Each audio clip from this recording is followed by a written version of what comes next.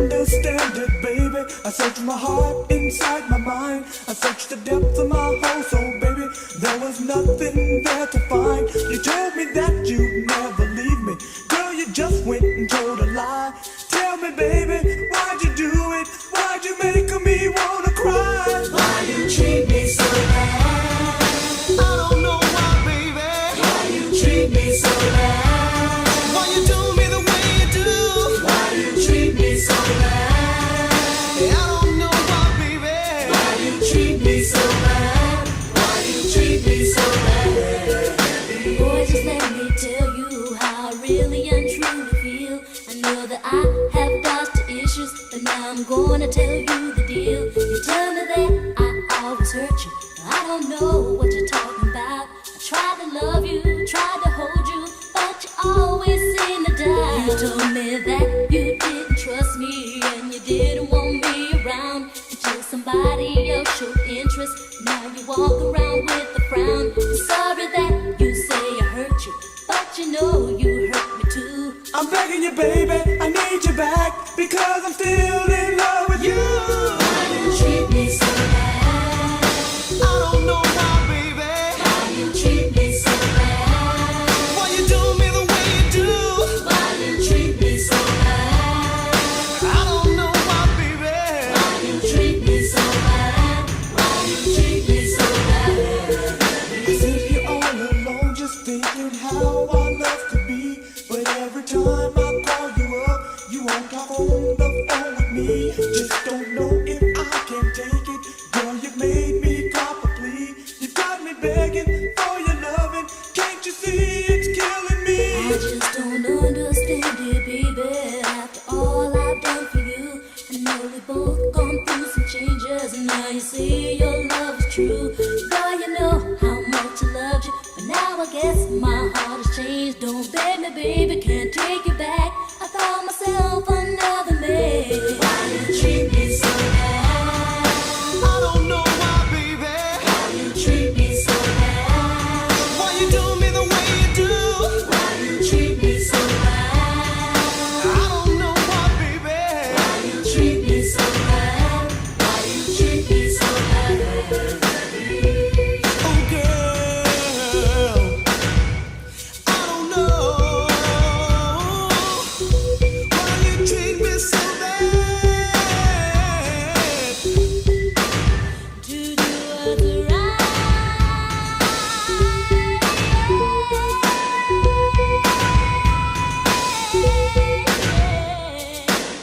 And try as hard as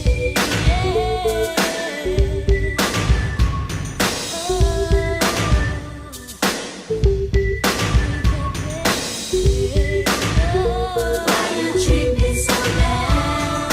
I don't know Why you treat me so bad? so bad. Treat me so bad.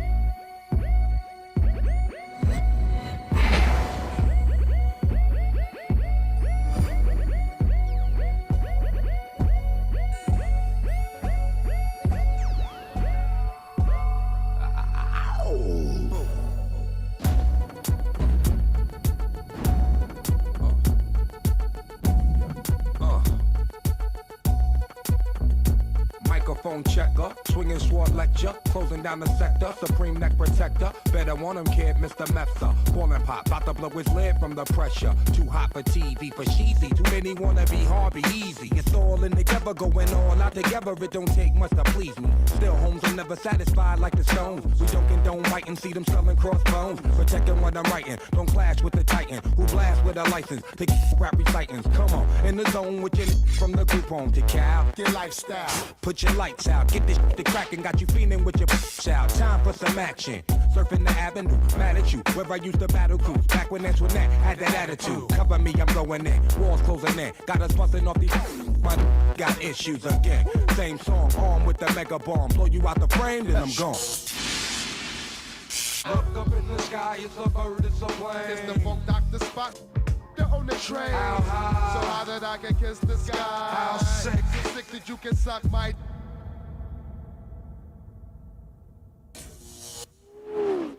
I was going too, but we roam. Cellular phones, doc meth, back in the flesh, blood and bones, don't condone. Spin bank loans and homegrown. Suckers break like turbo in ozone. When I grab the broom, moonwalk, platoon hawk, my goons bark, leave you in the blue lagoon lost. True, B9's in the club with Masood, D9 in the glove, like behind on the boss. Haters don't touch, way is both up. Now my neighbor doped up, got the cable hooked up. All channels, lift my shirt, all mammal. You ship off, and we ship grand piano. Hand on the pump, sipping on the 40, smoking on the bust my red rap, didn't jump. La la la la la la la la. Come on, red and map didn't jump. La la la la la la la.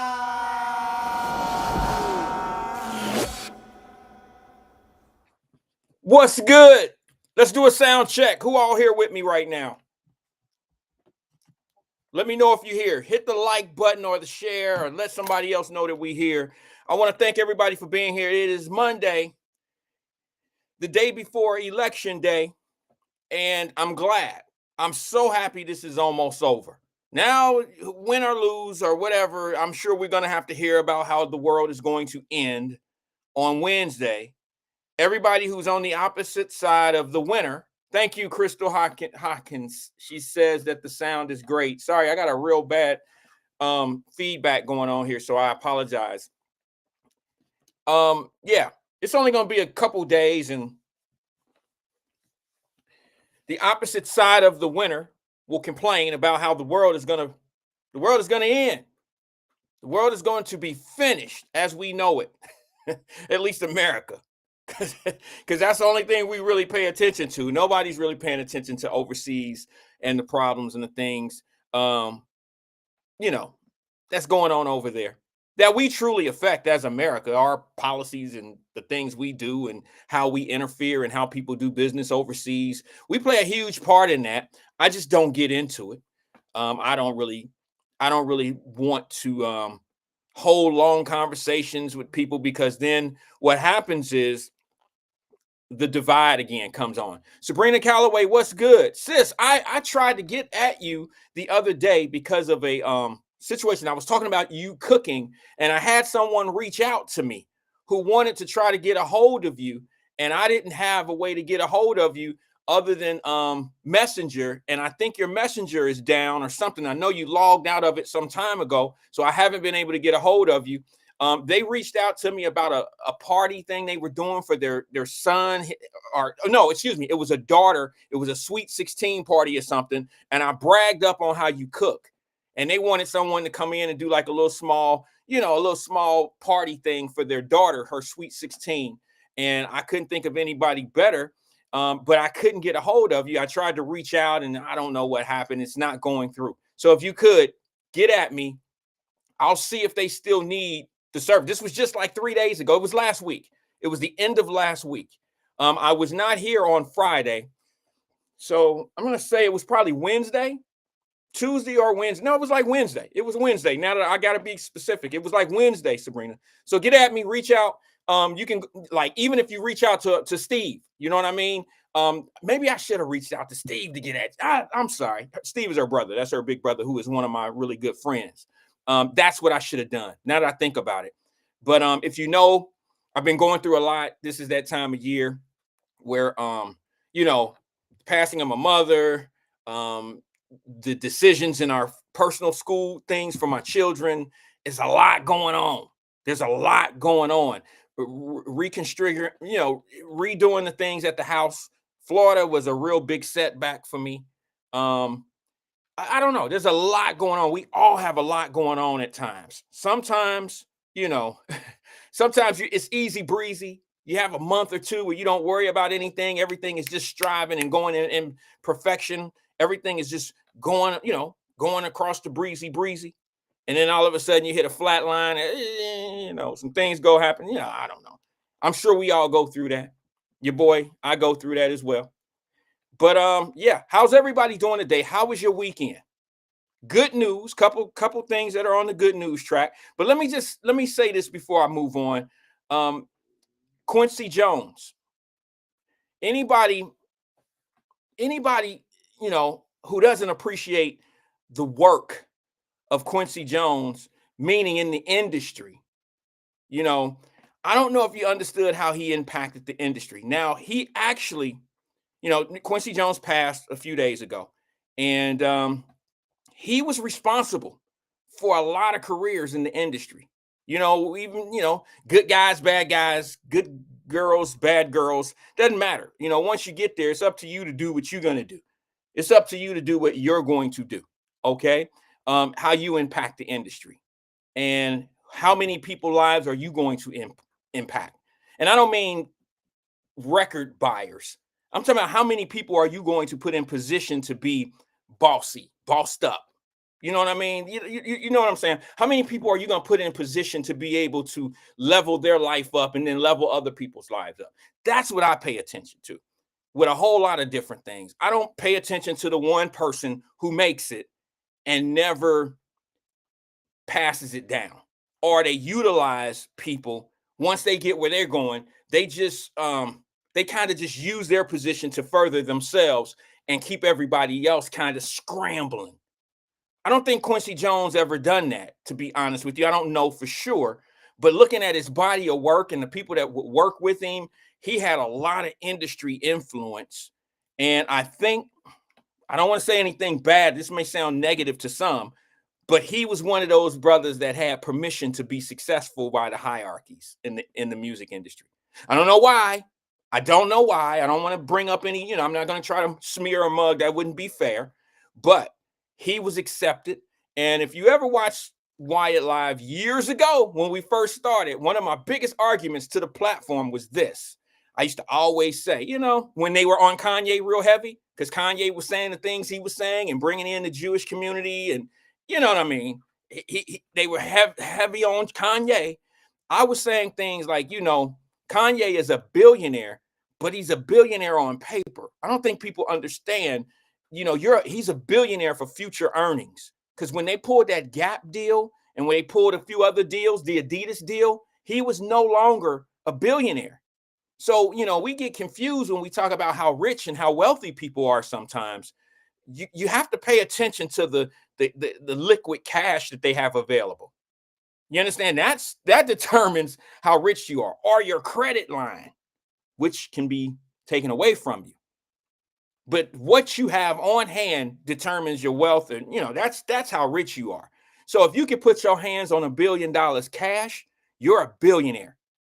But I think Michael Jackson, rest his soul as well, I think he was a perfect example of how you're a billionaire on paper. And you have things that could make you a billionaire, the assets, the catalogs, and things of that nature. And then you learn real fast, quick, fast, in a hurry, the value of those things. How valuable are they really? You ever notice when people are going through things that that the things that they deem to be valuable lose a lot of value when you're going through something? Like when life is tough for you at the moment. For instance, and I'm just going to use this as an example. Your gold chain that you're wearing right now is worth $1 million to you. It's worth a lot of money until your ass got to pay your rent and you use your gold chain to do it. Then you take that gold chain somewhere and you find out the true value of it. You find out it ain't got as much value as you think it does. Because sentimental value and price value are two different things. You know what I'm saying? That's when you find out you didn't pay $1,000 for a chain, and that's just being moderate. That's just being really modern, because people are paying crazy money for gold chains these days. I had a guy, this is not a lie, because some people on here may know who this is, and I don't want to be getting into no name drawing and all that old shit. But I put a $500,000 chain on before. A $500,000 gold chain around my neck before. I was combined with gold and diamonds. And I'm saying to myself, if you have a $500,000 gold chain, you should have a 4-car garage. Okay, you should have some property. You should have, you know what I'm saying? You should have some assets other than just gold. And I mean, some people know what I'm talking about. Some do, because I took a picture in it, what, 6, 7 years ago, and I'm like, what the hell? What the hell? And I just think priorities are where they are. Priorities are what they, your priorities are your priorities. But you find out what your value is when you at the kind of like the slowest part of your life. That's what I've experienced. I've run into that quite often.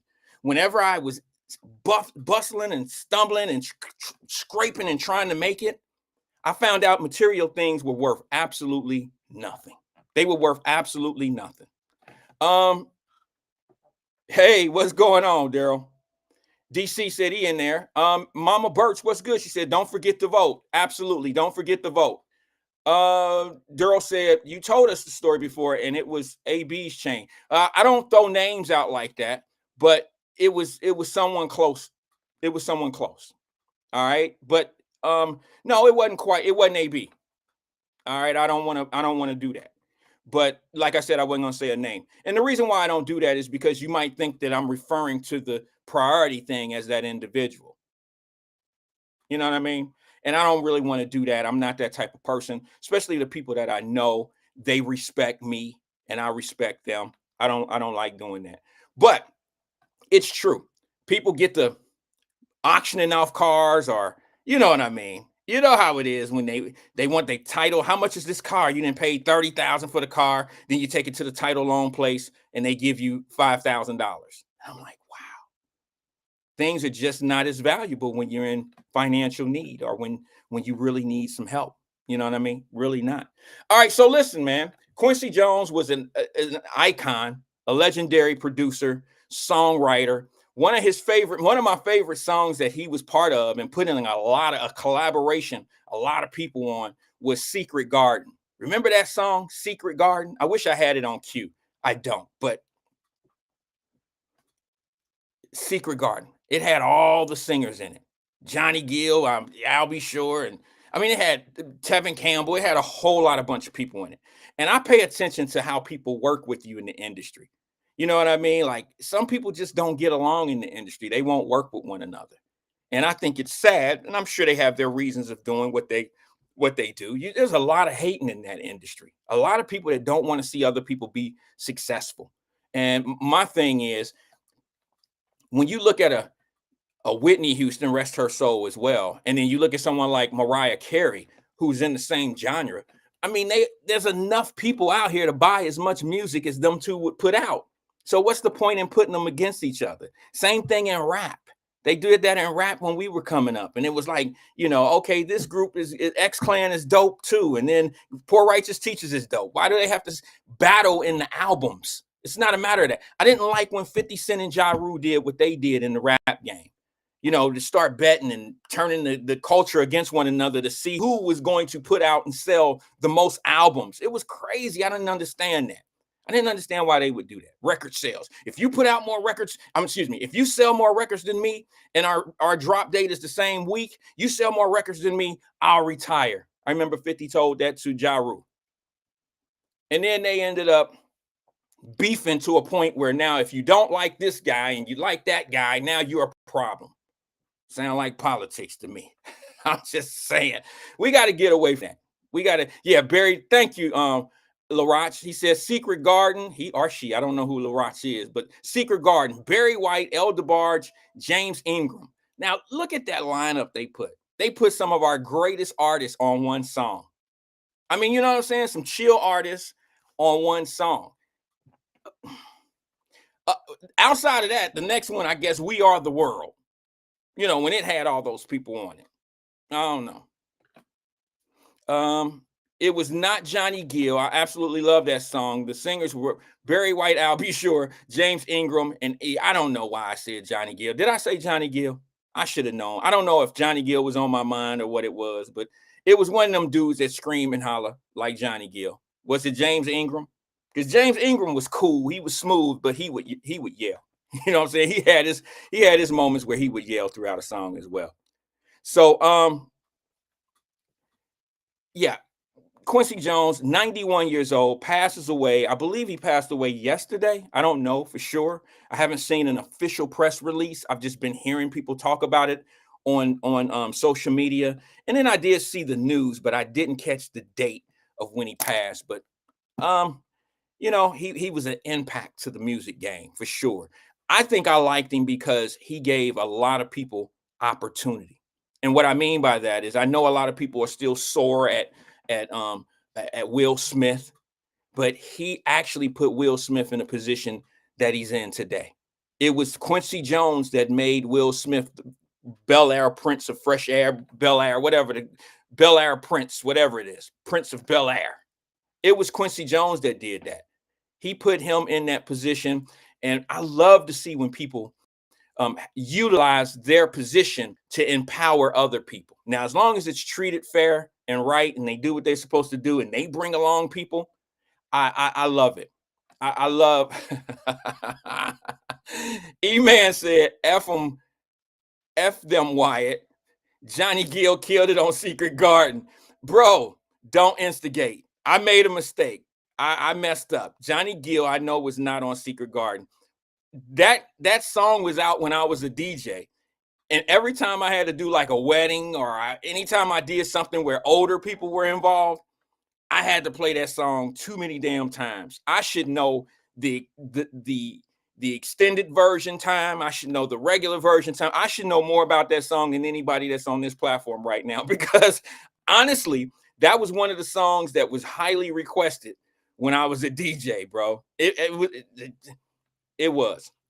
But I'll be sure and what was his name? The DeBarge guy. They had pretty good roles on there. But Barry White was my favorite. Barry White was my favorite on that song. All right. So let's move on. I don't know if you guys heard about this, but Wendy's and several other food chains across the country are shutting down stores. Wendy's is scheduled to close 140 stores within the next year. What is going on? Can somebody tell me? Are more people cooking at home? Are more people cooking at home? Is that what it is? Are they just going out of business because they're not providing a good service? What is it? Somebody tell me. Oh, he gonna love this. He love when I do this. I don't know what he get a kick out of me scratching my back. Did that mom just scratch his back? Yeah, I have a back scratcher right here in the studio. But what's going on? What's going on with a lot of our retail spots? Are we just becoming healthier? Are we paying the higher price and just going to these instead of going to the restaurants? Did you hear about TGIF Fridays is filing bankruptcy? Those bad business people. They don't know nothing about business. They file bankruptcy. Yeah, TGIF Fridays. Fridays is filing bankruptcy. Wendy's is closing 140 stores. Ford just laid off the GM Ford plants up in Michigan, just laid off 1,000 people right before Christmas. This is horrible. And what makes it horrible is we're right around Christmas time. There's a plant right here in the city of Cincinnati. I don't know what was that plant. They just laid off 136 people. The Pepsi plant, 136 people. They just let go, and these were every last one of them were union workers. The union steward and the union came up forward, and they said something to the press about, we didn't see this coming. Jeffrey, thank you. It's Pepsi, yes.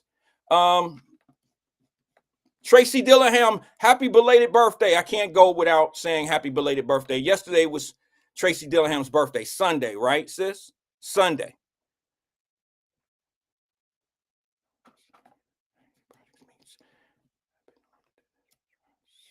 Fricious. Sorry, I was reading a couple comments. I'm reading Tracy Dillingham. She says, people can't afford to eat at home and out. My husband and boys went to Jags and ate. Wait a minute, hold on. You said people can't afford to eat at home and out. My husband and boys went to Jags and ate. Our bill was $258. No one had steak. Wow. Wait a minute. Wait a minute. The reason why I was saying wait a minute, because you said my husband and boys. You meant you and your husband and the boys. Because I know they didn't go to Jags without you. Yeah, that's why I was getting confused. And was it 4 of you?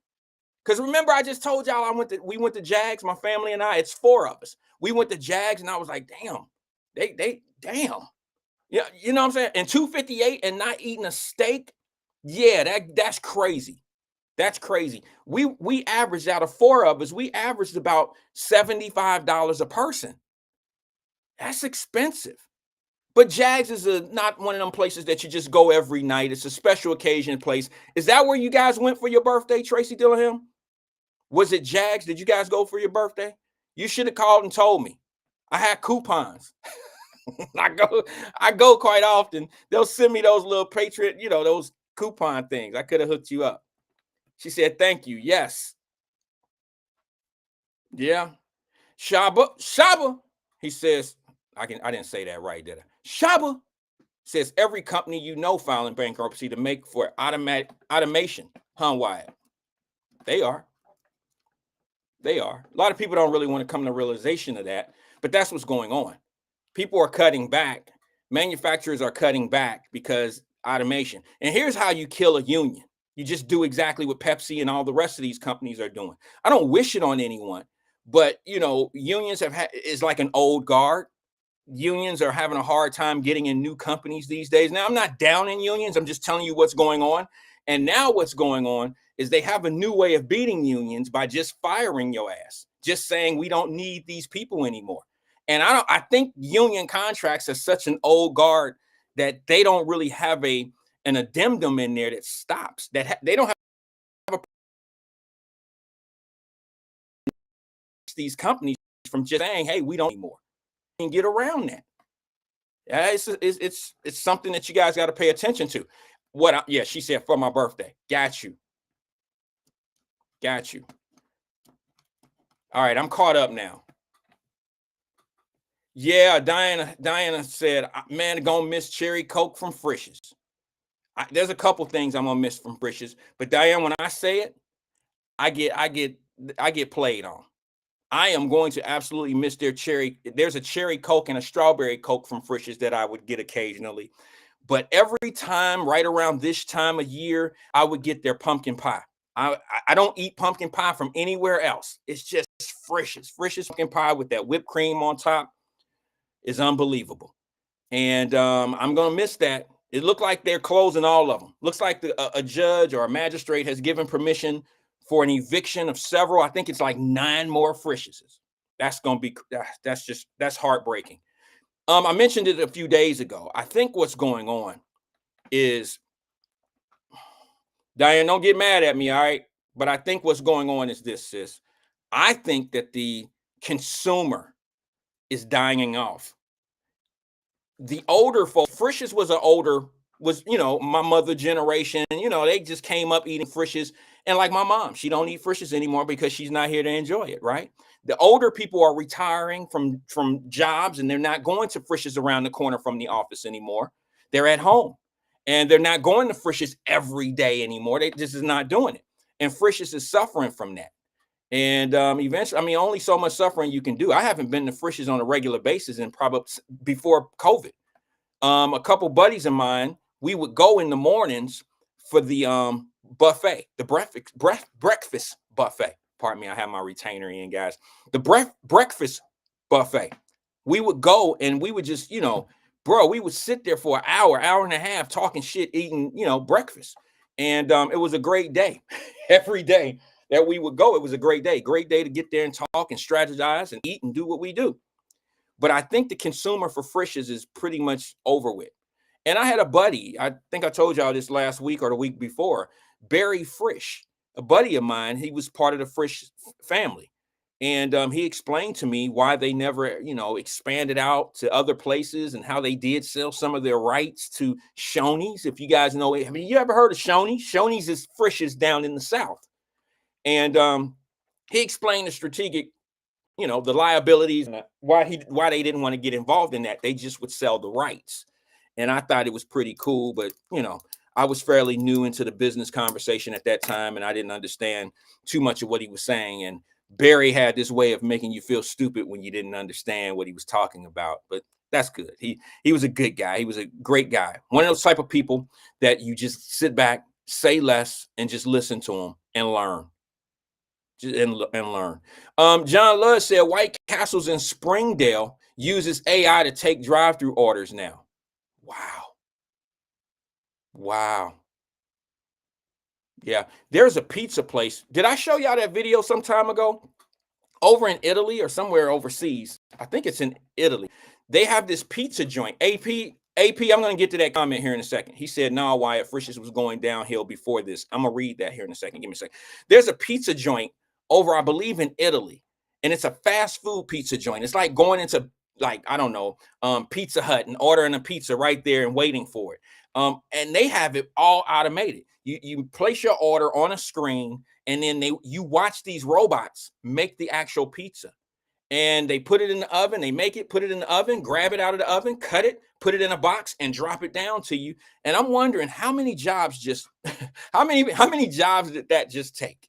You know what I'm saying? That took a lot of people's jobs away. So let me get to this comment you said real fast, bro. I'm on a short show today because I got some things I have to take care of. So I'm gonna try to get as much of this in as I possibly can.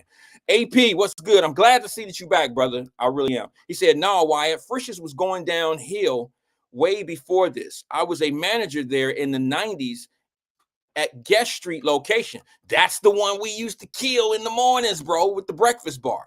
Throw kids. Wait a minute, hold on. Sorry, it moved on me. He said, through kids took over and didn't really care like the dad did. Meaning the owners didn't care anymore because the younger generation came in. That's just like some of the younger generation. Oh. E-Man said he worked at Shoney's for a few years when he lived in Alabama. See, that's Shoney's is down south. AP said, yeah. See, look, I'm not gonna lie to you, AP. I believe that because what I've seen in today's youth is I see them draining and milking their parents or their grandparents' hard work. You know what I'm saying? Like, to start a business, specifically a restaurant, is very hard work. To become a successful restaurant is a very hard thing to do. And it really irks my nerves because I've been one of them individuals, not starting a restaurant, but starting a business from scratch, where you start out the salesperson, you start out the janitor, you the CEO, you the problem solver, you the one to get all the flack, you the one to get the praise. You know, you do it all. I've done that before. And it kills me to know that somebody will be successful, pass it on to a kid or a grandkid, and the grandkid or a kid kind of drain it. You know what I mean? Kind of like run it in the ground. I mean, it's horrible. My wife and my children were watching. Y'all gonna say that about them? No, I'm not. What I'm saying, they were watching this show. Some of y'all may have seen this show. It's on cable. It's some type of. I think it's on Oprah's channel, and they are real estate people.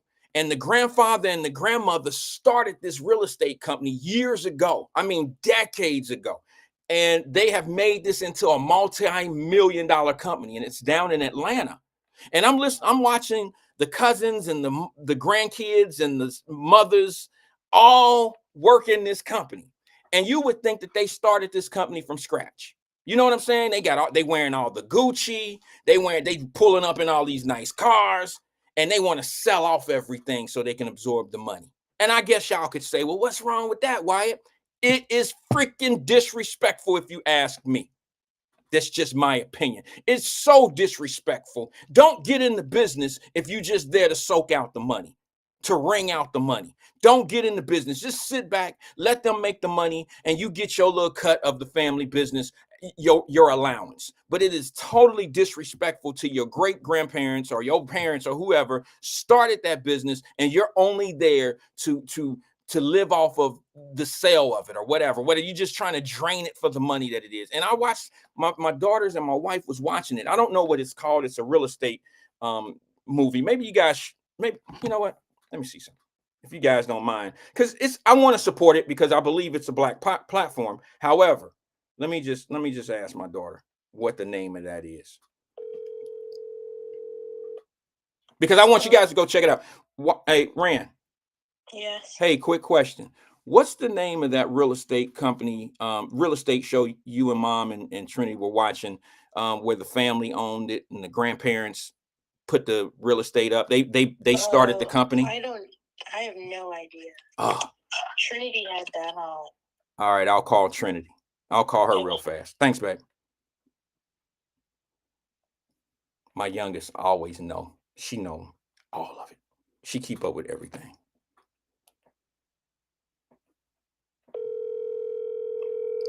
Give me 1 second, because I want y'all to check it out. Fat. Hey, what's up? Hey, what's up? Hey, quick question for you. I don't know how long I'm on the air. Quick question. You know that show that you guys were watching, you and Mom and Randy was watching with the real estate company, the couple, the people that I don't know, the grandparents started it and all the kids start taking over it as real estate. What's the name of that? Something Empire. Something Empire. Was it the family name Empire? Yeah, no, but the show is called like Family Empire. Family Empire. Was that on Oprah Channel or something like that? Or where was that? Yeah. Okay. All right. Thank you, babe. I just wanted to let people know about it. All right. Okay. All right. Talk to you. Bye-bye. Bye. Bye. All right. Family Empire or something of that nature. I know it was on an app. You guys should check that out. And I'm not suggesting that you go watch it so you can critique it and talk bad about, the grandkids. But that's just something that really bothers me, that these kids will take over. The grandmother and the grandfather started this. Do you know how hard it was to start a conglomerate that they ended up with, to start it in the 50s? Do you know how hard it is to start something like that in the 50s when everything is against you? You had no bank support. You just started with one piece of land. And how, it's very difficult they have hundreds of acres of land down in Georgia, and they were building like apartment complexes. And instead of them keeping the properties, what they were trying to do was build apartment complexes on, yes, it's a reality show. Sorry about that, Donna and Preston. It's a reality show. And it's okay. It's not something that I sat down and paid much attention to, because I got a little angry at how the kids were running the business. The kids were wanting to put apartments on the land and then sell the land off. And then some of them wanted to rent the land. I didn't find it to be. This is how you create family wealth, not rich wealth. Land is where it's at. The more land you own in this country, the more wealthy you are. I don't know if people really realize that. It's not how much money you have in the bank. Money is something that come and go. It's land in this country. And that's why you've heard me say a long time ago, for the people who wasn't here when we used to talk about stuff like this, you always heard me say, I stack land, I stack acres, I don't stack cash. So that's why it comes from that. And then here comes this TV show, and my daughter and them are watching it. And I'm like, wow, it's crazy how I'm watching these kids run around. I'm not mad that they rocking Gucci and all that. I just know Granny and them didn't do their money like that. I'm not mad at how they do things, but I just didn't like how they were being disrespectful to the grandparents who started it. Some things are supposed to not necessarily be a hard grind, but you're supposed to keep it in grind mode to grow it and build family. This is how you build wealth. Wealth opens doors for others.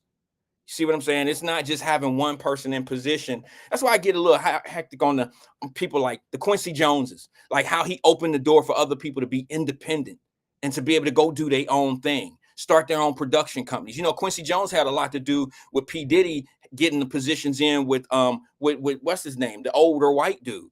It took somebody like Quincy Jones to be able to open up doors for these guys to get these production companies and distribution deals. Quincy Jones played a big part in that type of stuff. And those are the type of people that I appreciate, that utilize their position to open up doors for others.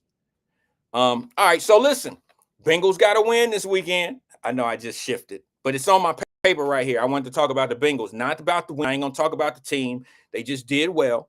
All right. They beat a team that they were supposed to beat. They beat the Raiders. They were supposed to beat the Raiders. No big deal. I'm not saying that they played their best game of the season, but they would not have been able to do that to a more physical structured team. Thank you, LaDonna. Clive Davis. Yes, that's what I was talking about. But yeah. So the Bengals have a short week this week. They go to Baltimore and play the Ravens. This is a must-win game for the Bengals. Thursday night. This Thursday night. This is a busy week for me because, of course, it is election week, and then I'm in court most of the week. Thursday and Friday at the end of the week, I'm in court both days. So I don't know if I'm going to be here. We'll see how that pushes out. We'll see what the time frame is. I'll keep everybody posted. I'll let everybody know what time, how we're looking in our time. I got a little bit of disturbing news that I'd like to bring up and see what y'all think about this. Did you guys hear about the 13 and the 14-year-old in Mount Airy that got shot on Sunday, yesterday?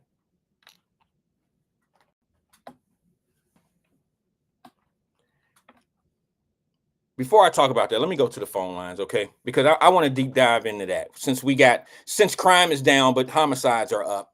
Since crime is down, but murders are up. I want to dig in on that a little bit.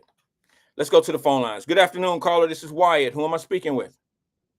Hey, what's up, cuz? Hey, what's going on, twin? How you doing today? You said you was coming on Friday, but you did. Yeah, that's true. Some shit came up. Yeah. I know. We used to it though. I thought you said it was yesterday. The What? 13, 14-year-old. Yeah, it was on Sunday. Oh, I thought it was a Friday or something. No, it was on Sunday. It was like at 2:00, 2:30 in the afternoon. Oh. Same time the Bengals. See, we've been in the house. And as a kid, when I was 13 and 14 years old, I'm watching the football game. I'm not out in the streets. I don't know if these kids, this 13 and 14-year-old could have been, they could have been totally innocent. I'm not suggesting that they were out shooting. I know they got shot. You see what I'm saying? I'm just saying that when I'm 13 and 14 years old, I'm in the house watching the Bengals and the Raiders at that time. You know what I'm saying? And I'm not suggesting because I don't know enough about what this 13 and 14-year-old was actually doing. All I know is it was enough violence going on in the streets where if these kids came out at halftime, they got shot. And that's just crazy to me. Yeah, it was a good game, though. I can't say that. It was a good game. I watched it. But they got to really put their foot down come Thursday because they go into Ravens, and they're saying they don't play well under the lights, right? Yeah, well, they've been better at playing under the lights. That's been a myth about the Bengals that's the Marvin Lewis days, as far as I'm concerned. Right now, this new Bengals generational team, this team right now has played better under the lights and better on the road than any time I've ever been a Bengals fan, to be honest with you.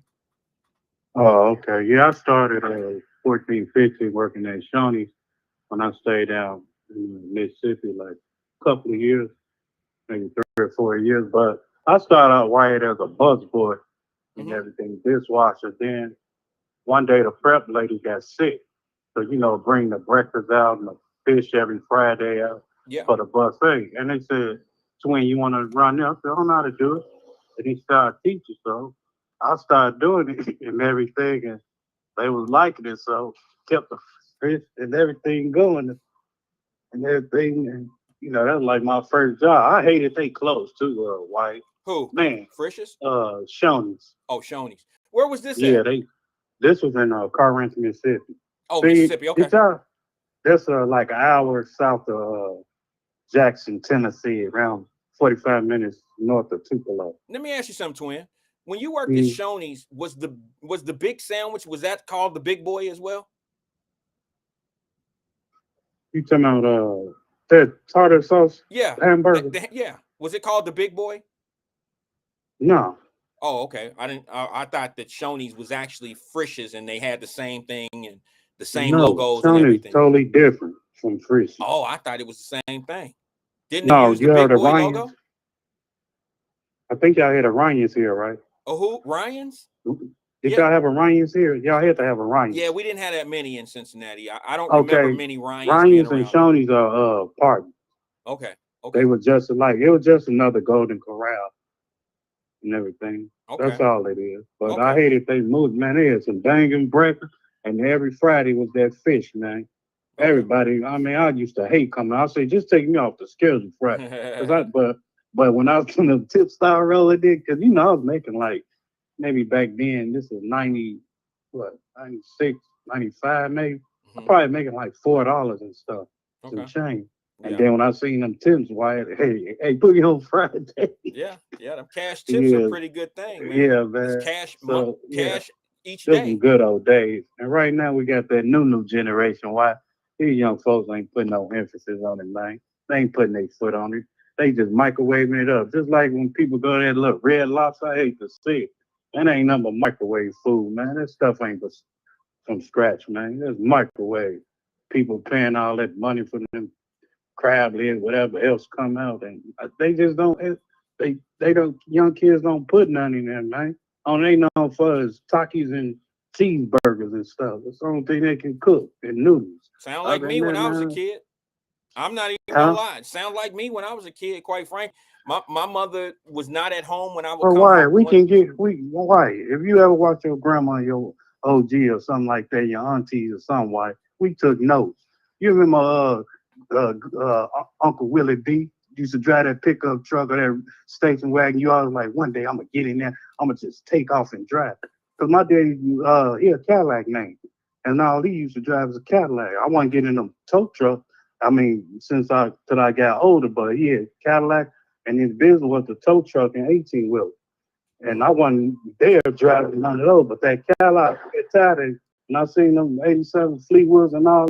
I'm gonna drive that. So I got like 15 years old, and I jumped in that Fleetwood. My first accident, bumped into a gas station, whatever, bagging back. Like I will never hit nothing else again. I did. Mm. So I always wanted to drive and always wanted to cook. When I seen my mama and grandma cooking their apple pies and everything from scratch, I said, I'm gonna learn. So Okay. hey, any female that come my way, hey, you making this? You make no, I ain't making nothing. I don't feel like doing nothing, but I do it anyway because it counts my heart. Plus, I want some of that money. Oh my God. So you I knew gotta you were say, going hey, there. you're I knew you were going there. I knew. So you learned to cook so you could hustle. So you could kind of hustle, put your game down with women. So you learn how to cook. I was just saying, you always want to, women always think they can outdo you. So I always want to outdo their ass. Like, no, you can't cook better than me, lady. Come on now. Fame Rothstein just said, I want pancakes now. He ain't going to believe this, but I swear on everything I love. I was just thinking the same thing. I was about to pose a question to the audience, and I was going to ask Twin as well. What is your favorite restaurant in Cincinnati? Like, I don't care how far back you have to. Yeah, I don't care how far back you go to current. Steak and lemonade. Say it again. Steak and lemonade. It's on UC campus. Yeah, I've what never they call been it, Short there. Vine. Short Vine. Yeah, I've never been there. But okay, I like that pizza puff, and I like that Gallo. What y'all call it, Hero Burger. I like the Gallo Burger there, and Italian beef. Yeah, that's a Greek sandwich, the gyros. Yeah, I like that. Yeah, and the chicken wing. I don't like that all. That's lamb meat. I don't care. I know. I'm just saying. I was just letting you know. know. I was saying it's a lamb meat. I didn't know if you knew that or not, but that's lamb. Duh, I grew up around. Well, they make them different. You don't have to use lamb meat. You some use beef, some use lamb, and some use there's another meat that they call. I don't know. Use chicken gyro too. Tastes just like chicken. Yeah. So I don't know. Yeah. I mean, I just know the one that I like is the lamb meat one. Yeah, that's about my favorite restaurants in Cincinnati. The other Skyline and all that extra stuff, I can't too much get it. Then I don't really, know too much other Carolyn, restaurants. Said, duh. You said what? Twin hit me with a duh. Bro, see, I be I don't hit you with them duhs. I don't hit you with that shit. You hit me with a duh. Like I'm dumb as hell for that. You now. You be sneak this. Nah, I don't, bro. I just let you ride with your little shit sometime. But the duh, you hit me with the duh. Like I'm a dumb mug on here something. But anyway, I've been one more thing. Wait a minute. Wait a minute. Hold on. Let me put mine out there one time for the crowd. because you said where your favorite restaurant is. This is gonna break some hearts because I know y'all want me to talk about some old down the way ass store like Big Louie's or something. But there's not a restaurant in the city of Cincinnati that I appreciated and loved more than Perkins. And the reason being is because at night, after bowling, after school parties, after whatever you did, Perkins stayed open 24/7. And you could get pancakes any time of the day, and they syrup and butter was the best. And I just that's why when Fame said something about he feeling some pancakes, that's what was on my mind. I was thinking the same thing. After the club, that was the number one spot. My I forget God, about bro. that. We would go to Madison Bowl, or we would go. There was a skating rink on Reading Road. We would go there, and oh my God. Boy, but that's all I gotta say, Wyatt, before you get hungry. No, okay, go ahead. What were you saying though? Go ahead. Now just listen to Mayor Johnson. He said he gonna get a tax increase on liquor, man. Yeah, well, he's taxing the whole Chicago. There won't be residents in Chicago here soon. People gonna really give him a hard time when it's up for his reelection. He won't be. He probably won't be reelected. He won't be able to say anything to anybody. Yeah. All right, Wyatt. That's all I gotta say. Brother. I'm still disappointed because of my Bears lost. Well, I told you they weren't going to do what you said. Now, I like them. The Bears are exciting. I told you at the beginning of the season that they were going to be exciting, but they were nowhere going to be near the record you was talking about.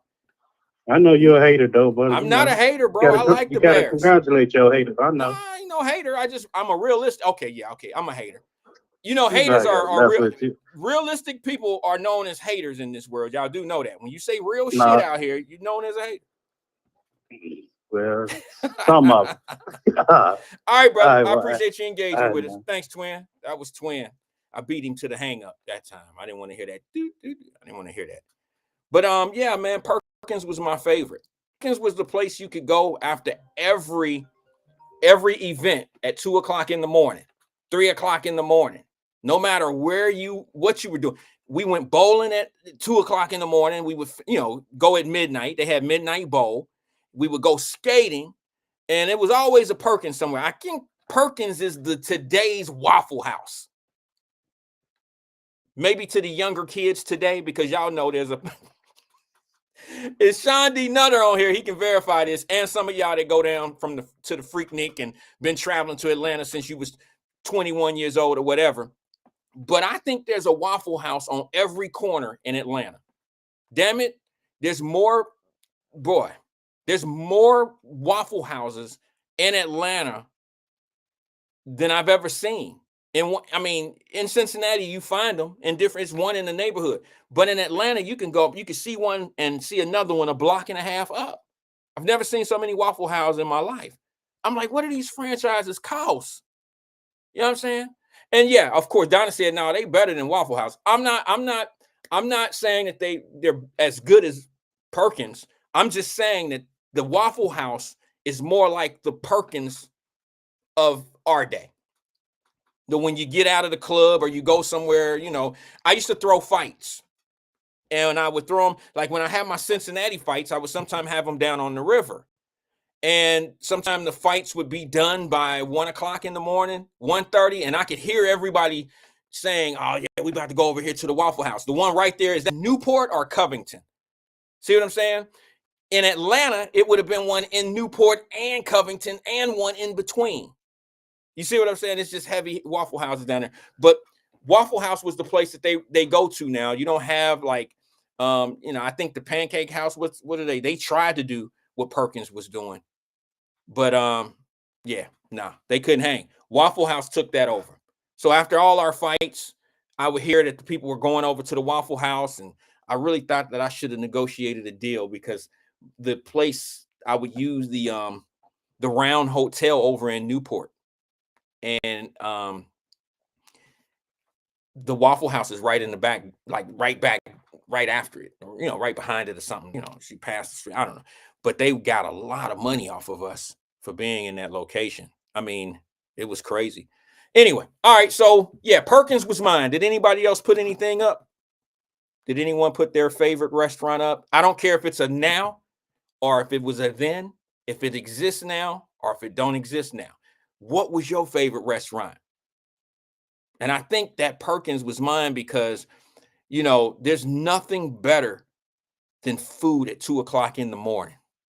You know what I'm saying? Like, I don't know what it is, but food tastes so much better at an abnormal time. I don't know. Maybe it's just a psychological thing. Let me go to the phone lines and then we'll get on to our couple of topics that we're talking about here. Good afternoon, caller. This is Wyatt. Who am I speaking with? Hi, Wyatt. My name is Fane Rothstein. How are you doing? Hey, Fame Rocking, how you doing, brother? Are you are you wanting some pancakes right now too? Hell yeah. Me too.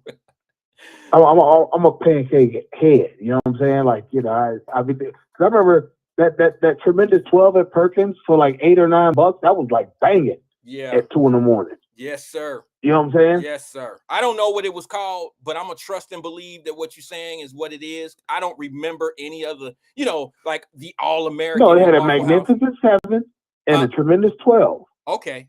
The Magnificent 7 was like 2 eggs, 2 or 3 pancakes, and like 2 pieces of meat. The 12 was like the same thing with more stuff, like hash browns and something else. It was like, you know, it came up to like 12 different items on your, you know, on your plate. Yeah. But yeah, it was something about them fluffy ass pancakes that they had, bro, that melt in your mouth, and they were just really good. And the syrup was real good, and it was 2 o'clock in the morning. You know what I mean? Or whatever time it was. And you would just finish going, you would be getting out of skating or getting out of bowling, and it just tastes so good. I don't know what it was. Okay, what's on your mind, Fame? What's happening, bro? Wait a minute. You actually try to distinguish and discern between the syrups? Yeah, I think pancakes. Like, oh yeah, that's syrup good. That's syrup good. Yes. Like, damn. Yes, absolutely. I think syrup is what kind of bougie pancake eater are you? Oh, so you just put the okay, all right. So now let me ask you something, since you want to call me a bougie pancake eater. So you saying that pancakes taste the same versus Aunt Mama or Mrs. Butterworth versus like the Kroger brand? You saying that those pancakes don't taste the same? No. Okay, well, what you mean? The major brand, the name brand tastes the same. The off brand tastes like the off brand. Well, but the major syrups have their own distinctive taste. Nothing tastes like Mrs. Butterworth. Don't nothing taste like that, but Mrs. Butterworth. Except Aunt Jemima. No, that didn't taste the same. They both had their own distinctive good taste. It tasted exactly the same to me. No, come on, man. Come on, bro. No. Who no. We can do a survey on that. Okay, another day, another different time, different circumstances. We'll talk about that. What I wanted to talk about was the tacitly racist commercial that I heard on radio today. Well, I haven't heard anything on the radio. I wasn't listening to the radio today, but feel free to let me know. What was it? I heard it last week, and I wasn't sure that was what I heard. Then when I heard it today, actually one of my favorite activists in the area, Victoria Strong, aka Sister V, she called and was talking about it. It's basically a commercial of some black women calling, saying that the Democrats are treating black women like side pieces, treating the black community like side pieces and whatnot. And it's just like, you got to hear the lingo, the conversation and everything. Mm-hmm. It's so tacitly racist. It's like, damn, I thought only Democrats did that kind of stuff. Republicans, now you're doing the same fuckery. Okay. So it was a Republican. You know what I'm saying? Yeah, I think I do. So, just to be clear, you're saying it was a Republican commercial that ran on the radio station, and it called black women side pieces. Yes, or black people in general, but it was black women talking about it, saying that that the Democrats treating the blacks as a side piece. It was like, oh, this okay. We're resulting into this type of language to sway black people, but they're doing the same thing that the Democrats have done for years with that. And it's just like, all right, my ass is getting chapped. I can't listen to this anymore. Tuesday at 11 p.m. can't come soon enough. Okay. Well, yeah, I'm a little disgusted at a lot of things too, bro. I just, I'm not really the politic guy. I think people would understand my agenda is not of politics each day, but it's kind of hard. Like you're bringing up this, it's kind of hard not to say something about politics when you talk for 2 hours and there's so much going on. And the closer we get to the election date, the harder it's been for me to just stay out of the way of all of it, because I understand the whole problem with it. I can't get down with either one of these situations because I think that they both pump faking black folks. If you want to talk about side pieces and all that old shit, that's one thing. But I just haven't heard the need of my people from either side. So I can't promote one side, and I'm not going to get down on the other side either, because they're just, to me, equally at fault of not providing what people really need. That's just me. I haven't heard any of them talk about education. I haven't heard any of them talking about the things that's going to change the directory of our people. It's just a bunch of bullshit to me, quite frankly. So I try to stay out of it. No, I 100% agree. And as far as the children being shot, I'm with you 100%. Like during football season, I was in there watching the Bengals game. Or coming home from church at 2:30. I didn't have time to get caught up in mischief. Right. And let's just be fair though, Fame.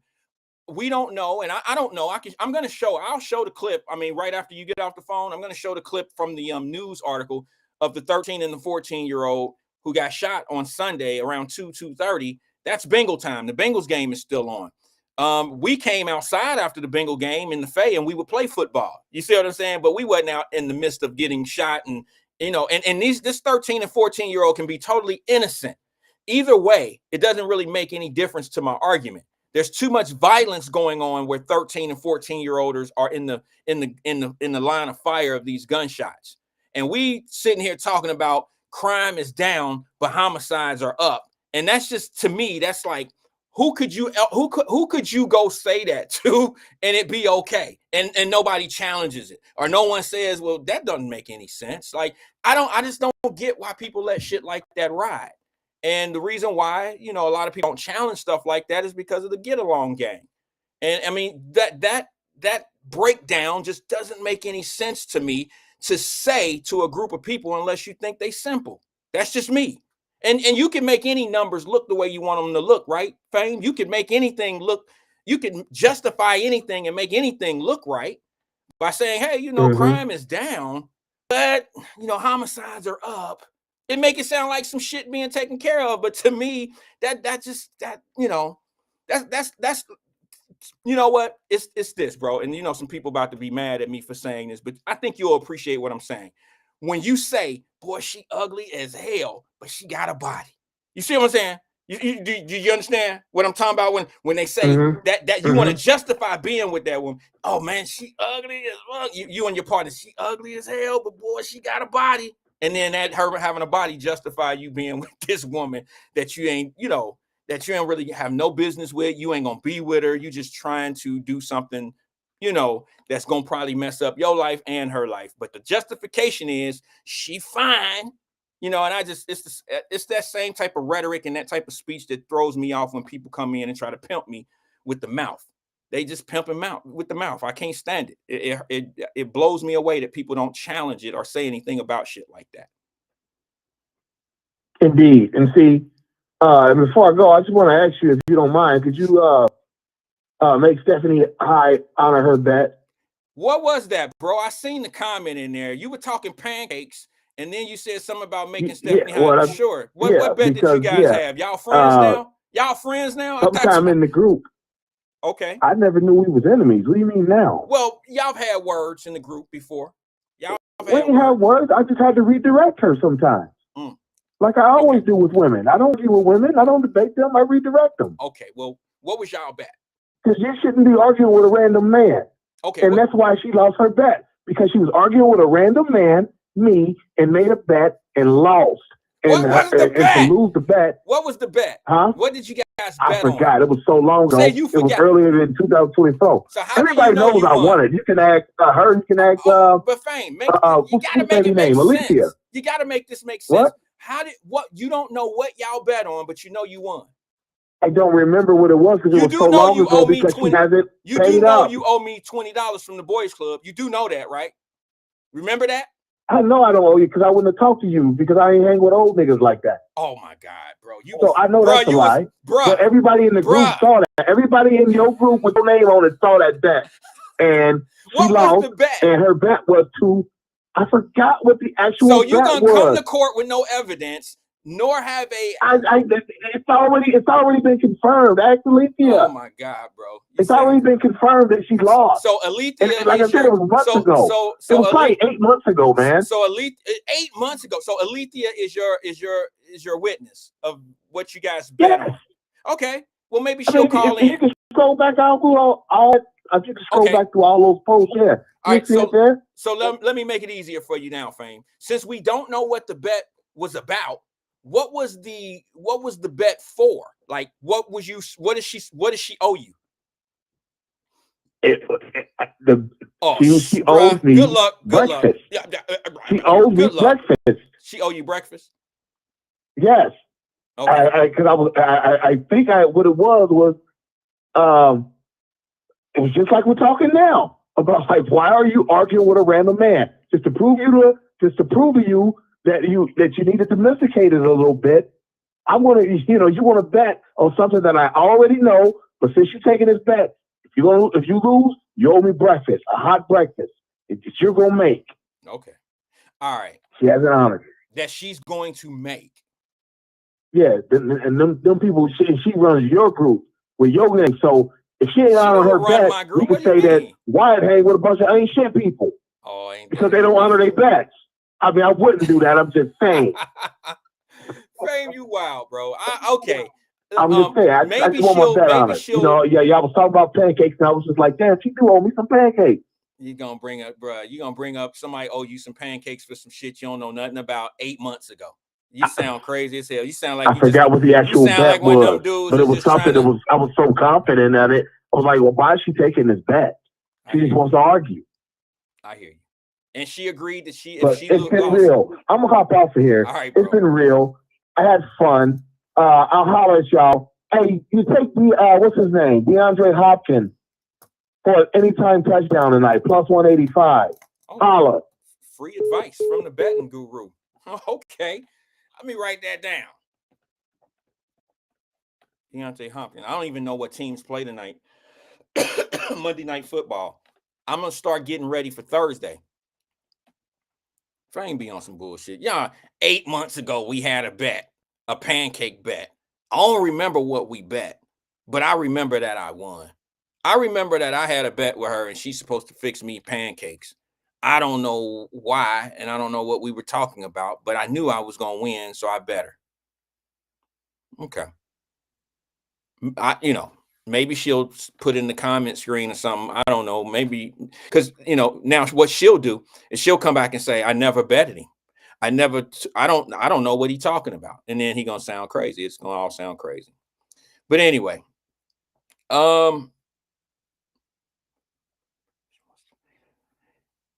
okay. Sorry, I was reading a couple comments. Let me show you this story here of the 13 and 14-year-old. I can't believe that Fame actually agreed with me on something. Let me see if I can share this up to the screen with you guys. I know a lot of people are still on. They want to talk about politics and all that old shit. This is where I think more attention needs to go. To be honest with you, I just believe more attention needs to go in this area. Some won't agree with me, but while they sitting back trying to get their favorite people elected on councils and on, in the offices and all that, none of those people are talking about the issues that's really going on out here. None of them. All they doing is talking about turning pages, trying to be the best that they can be for the people and all that old shit. I don't believe any of them. I don't believe any of them because none of them have mentioned children one time. None of them have said, well, what we're going to do is we're going to better these schools so 13 and 14-year-olds want to be there. See, some of these 13 and 14-year-olds, they actually want to be there. They really want to be at school, but what's keeping them from school are the 13 and 14-year-olds that are being assholes at the school, bullies, and the pressuring them because they don't have the right outfits, or they don't have the right tennis shoes, or they don't want to smoke vapes in the bathroom. They soft and all that old shit. That's not cool. That's not cool at all. So let me show you this story that I seen. This happened yesterday, I believe. Check it out.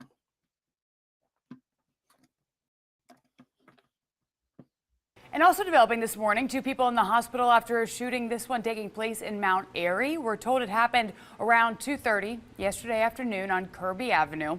Cincinnati police say 2 people were shot in the parking lot. Now, both of them were taken to the hospital. We spoke with one man who saw the shooting himself. He said he wants to see an end to the violence in his area. Just a trifecta, man. You know, we got kids getting shot and somebody going to jail for shooting the kids. So, you know, it's the same old tragedy in our neighborhoods, but you can't help but to think about the families, right? So that's where my prayers are at right now. And just asking folks to stay encouraged, stay in the fight, and join up with somebody or any organizations out here doing this work, because it's a community effort as well. Right now, we're working to learn the conditions and the names of those victims. Of course, we will update you as soon as we learn more. Well, them victims happen to be a 10-year-old young brother and a 14-year-old young brother. I got a question to ask. Maybe people don't. Let me see. How much time do I have? Family, I know it's not a lot of us on here today. I don't like to talk about the politics because it's not really the answer, to be honest with you. But here's my question to you. Why every time we turn on the news and there's some shootings going on, why is it always in our neighborhood? Why is it our 13? Now, don't get it twisted. There's 13 and 14-year-olders. Little Billy getting shot in Mason. But it's just not as, you can't say that they have a heavy rotation of the gun violence going on amongst each other in these rural cities and counties and towns and shit. You can't say that it even compares. But why is it always going on in our neighborhoods? I mean, I'm doing a bad job at pretending that I'm puzzled by it. But has it become so normalized that we're just immune to it, where it's not even a problem anymore? We just can look at it and just be like, wow, man, it's getting bad over in Mount Airy. Well, Mount Airy been getting bad for many years. I don't mean to snap on Mount Airy, but I grew up, my kids grew up right over on Colerain Avenue up to like the 6th grade. And that's when Mount Airy, when they start bringing people into those apartment buildings, my kids grew up on Blue Rock Road, and it started getting bad. We got in a crossfire of all this shit, bad culture, bad everything. And Colerain Avenue used to be a really nice area. And it just totally twisted over from being a middle-class, family-oriented neighborhood to just being something different now. Colerain Avenue, it just does not look the same. It don't function the same.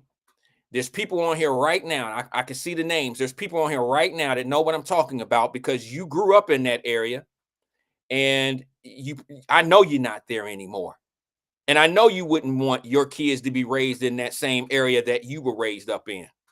You wouldn't want your kid to go to the school that you used to go to. I know you don't. And we have no one to blame. You can blame whatever you want to blame, but the blame is sitting right in front of you. The blame is right in front of you, and it's clear as day. And of course, the excuse makers, those are the people that's right now listening to programs of what we need to do to get the right people in office. Like City Hall is going to go down and change Cincinnati public schools when they stay away from them and don't deal with them at all with a 10-foot pole. They can't even get a collaborative group meeting together and make it make sense. These shootings happen around Woodward High School or whatever school it is, these public schools, and then they go have a meeting in the auditorium and they just wait for the next situation to happen again. And then here we are talking about it all over and all over again. That's just what we do. And then here comes the programs. Well, we're going to get P&G to donate $250,000 so somebody's nonprofit organization can get rich. And then the people who talk about it and talk it up, they get praised for loving the kids. I just don't understand the rotation. I just don't get it. And I mean, I'm sorry to just be the realist and say it. It's the hardest thing for me to deal with personally because you can't really say what you want to say, because then you're deemed as being a hater. You're deemed as being somebody that don't like kids, your own kids. You don't even want to give people a chance. It's crazy to me, bro. The manipulation game is a bad game. It is the pimp game. It's been taught, rehearsed, practiced for decades, and it has been mastered. And the people that keep their mouth shut to the ignorance of what's really going on,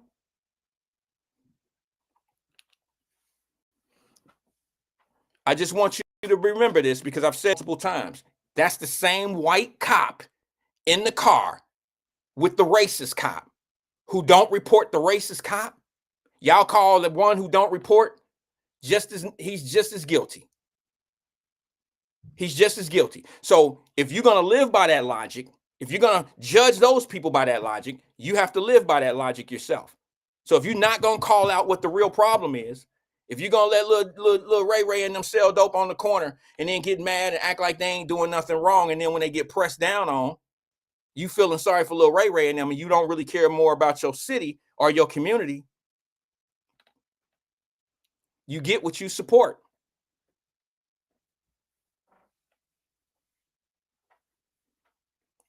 Black Pie, what's good, bro? I hope you well. I'm glad you survived those storms, brother. He said it's city life. As long as guns are accessible and these rappers, I'll leave that, rappers glorify killing our own people, we effed.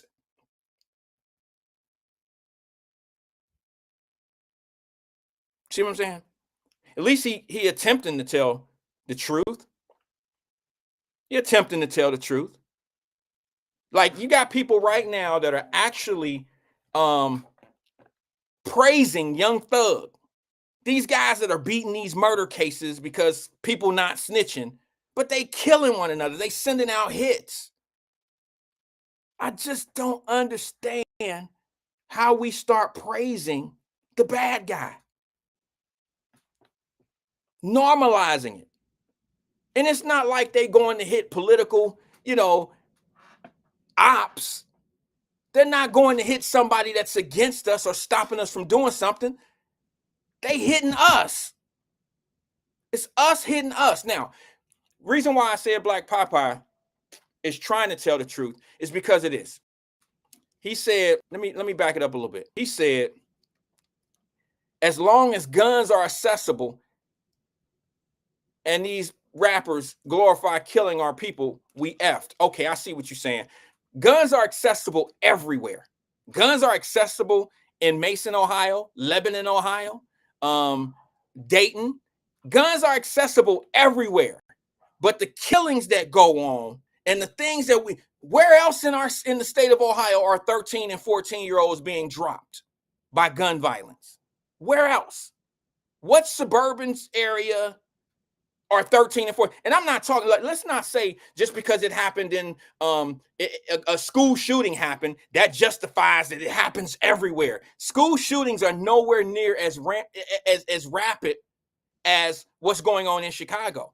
And you don't even have to go as far as Chicago these days. You can stay right in the city of Cincinnati. We didn't have, 3 or 4 straight weekends with gun violence that came up with youth. And that's the ones they tell you about. Those are the ones that they tell you about because somebody either caught it on video, the news heard it, somebody brought it to the forefront. But I could tell you every night in the city of Cincinnati, a gunshot go off in the neighborhood. That don't go reported. That's not reported everywhere. Folks, don't get how I come off the wrong way. Just because I bring things to the forefront, I give it attention, don't mean I'm attacking the people that I'm not attacking everybody, but at least somebody has to bring it up. If y'all don't want to have those conversations, that's cool, that's fine. There's other platforms that can keep you distracted right now. Right at this time as we speaking, there's other places that you can go and stay distracted on shit that you think is going to stop the problem. You know what I heard? And then I'm going to go straight to the phone line. Anybody remember Jim Brown? I'm going to steal a quote from Jim Brown. Anybody remember Jim Brown, the Cleveland running back?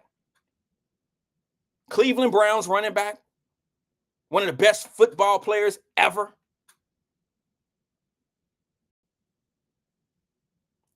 He said, I could never vote for a party that cut off my leg and give me a crutch. I'm going to let that resonate. I'm going to let you think about what that means.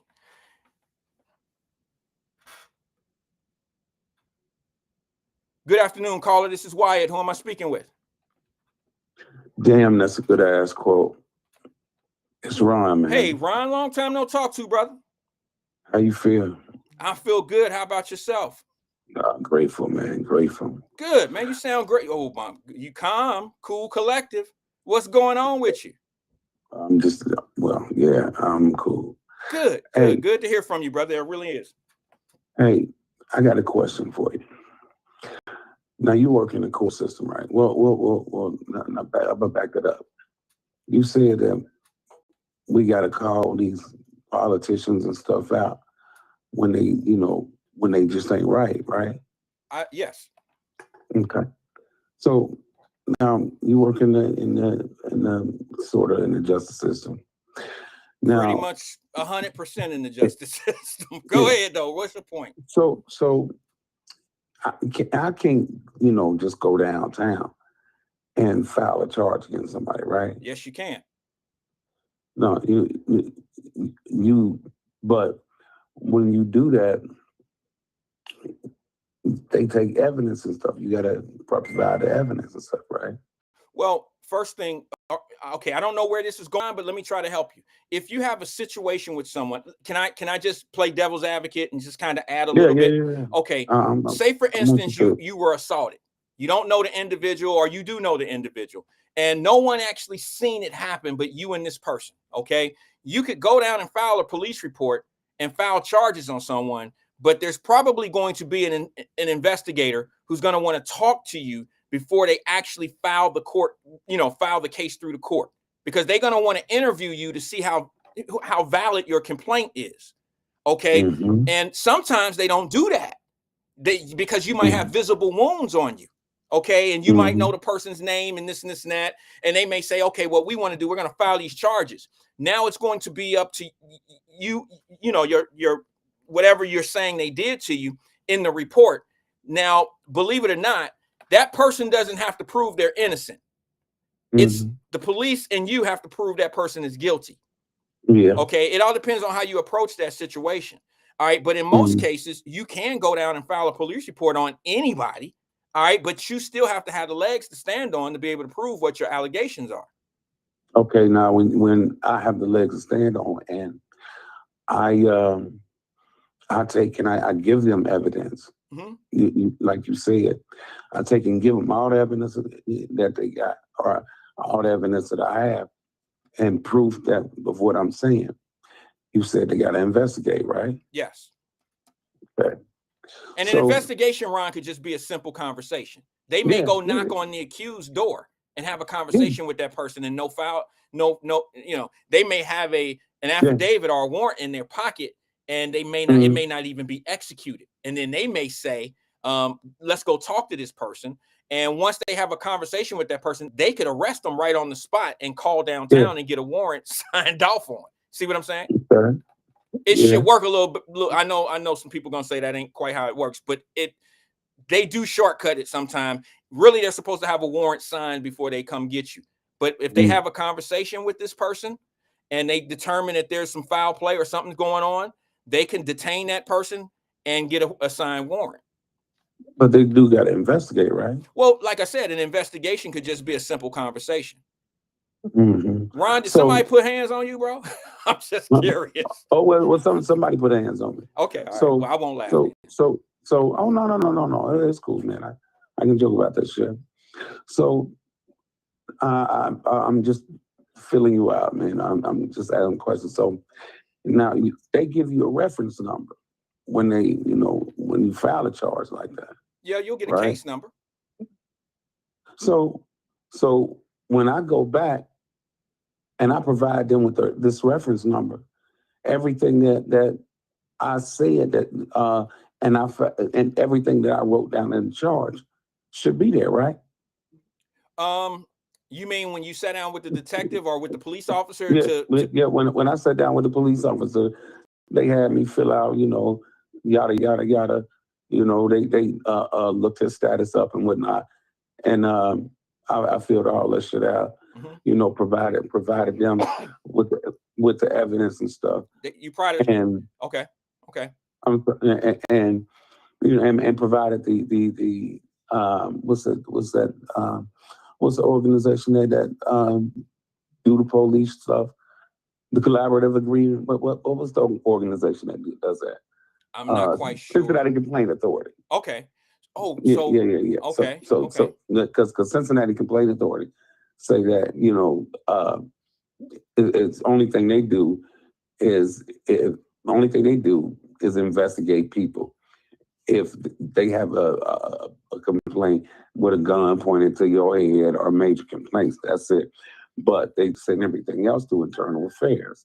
And I know everybody, some people getting tired of my story, but I'm getting there. Mm-hmm. So if I go back and I ask them to provide me with the evidence that I provided them with, everything, they should be able to provide me with the evidence, right? Well, it all depends, because Mm-hmm. your testimony is not necessarily evidence. No.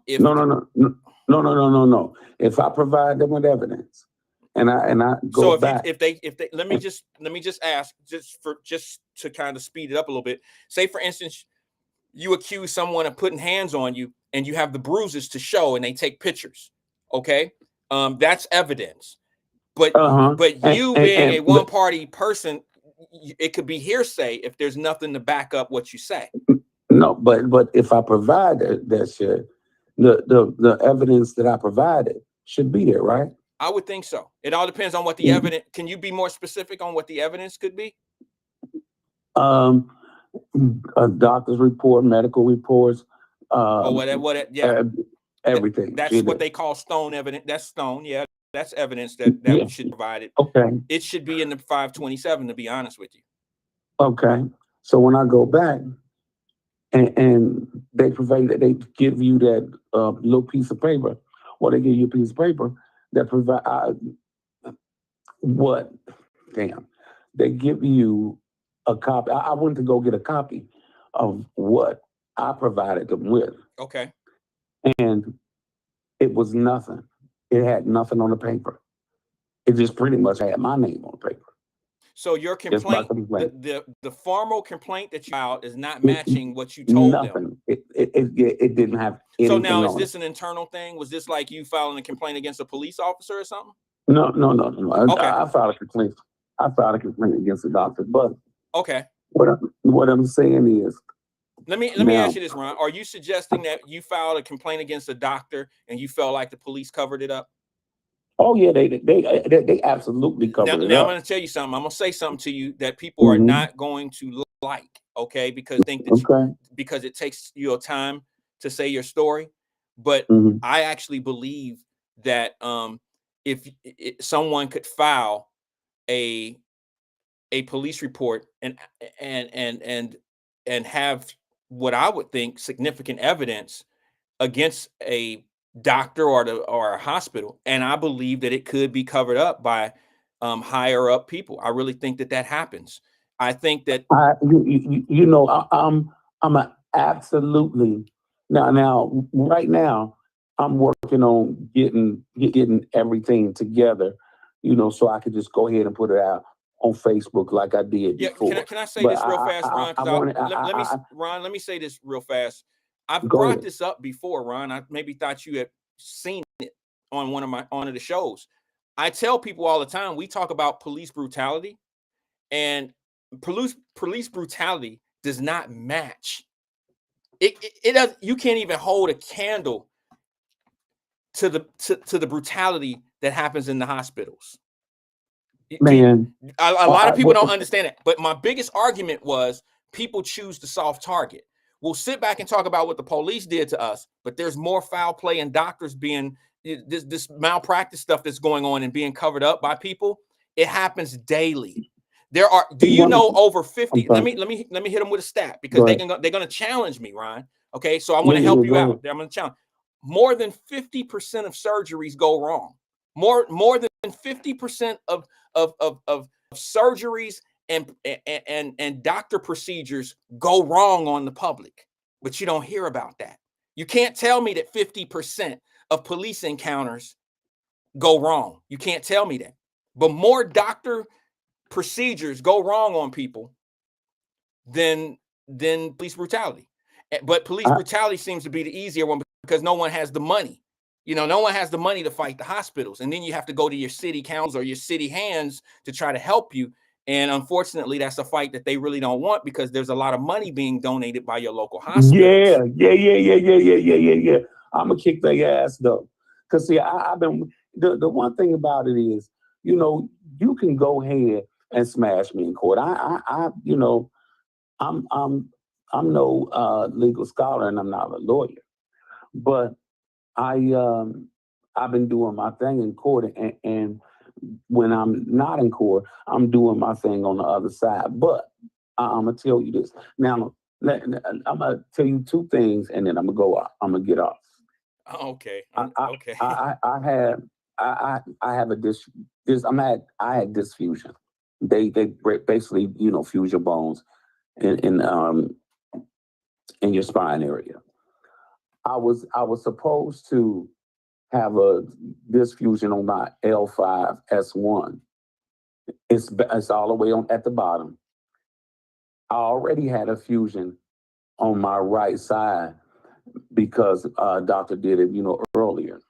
That's why I allowed him to do the fusion. When I woke up, when I woke up, now I didn't find this out. He didn't tell me. I didn't find this out till later, a year later. But he fused me from my fused me from my L3 all the way down to my L5S1 on both sides of my spine, taking apart a fusion, taking apart a fusion. And he was supposed to do the fusion, and they drilled the holes, and they, you know, place the places, spaces, and all that stuff in there. He drilled my, and I got that, I got the, you know, stuff, you know, from here to now, or from then to now.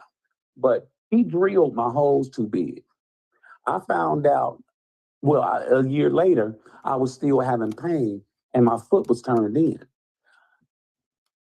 He, you know, and I got having recording and stuff.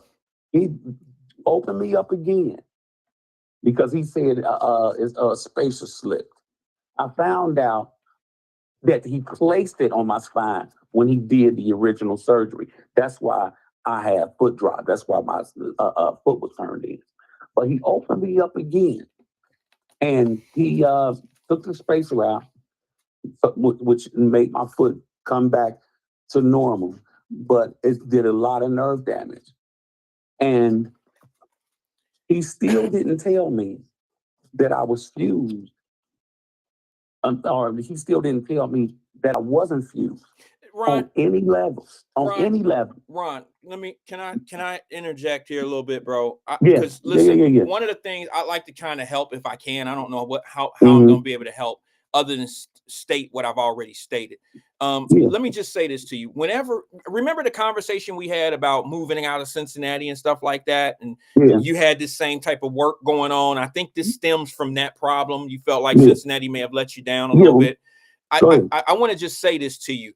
Whenever you have a situation like this, whenever you have a big situation like this, that is hometown grown, one of the things you might want to consider is if you're going to move forward, you may want to reach out of town to some legal advice.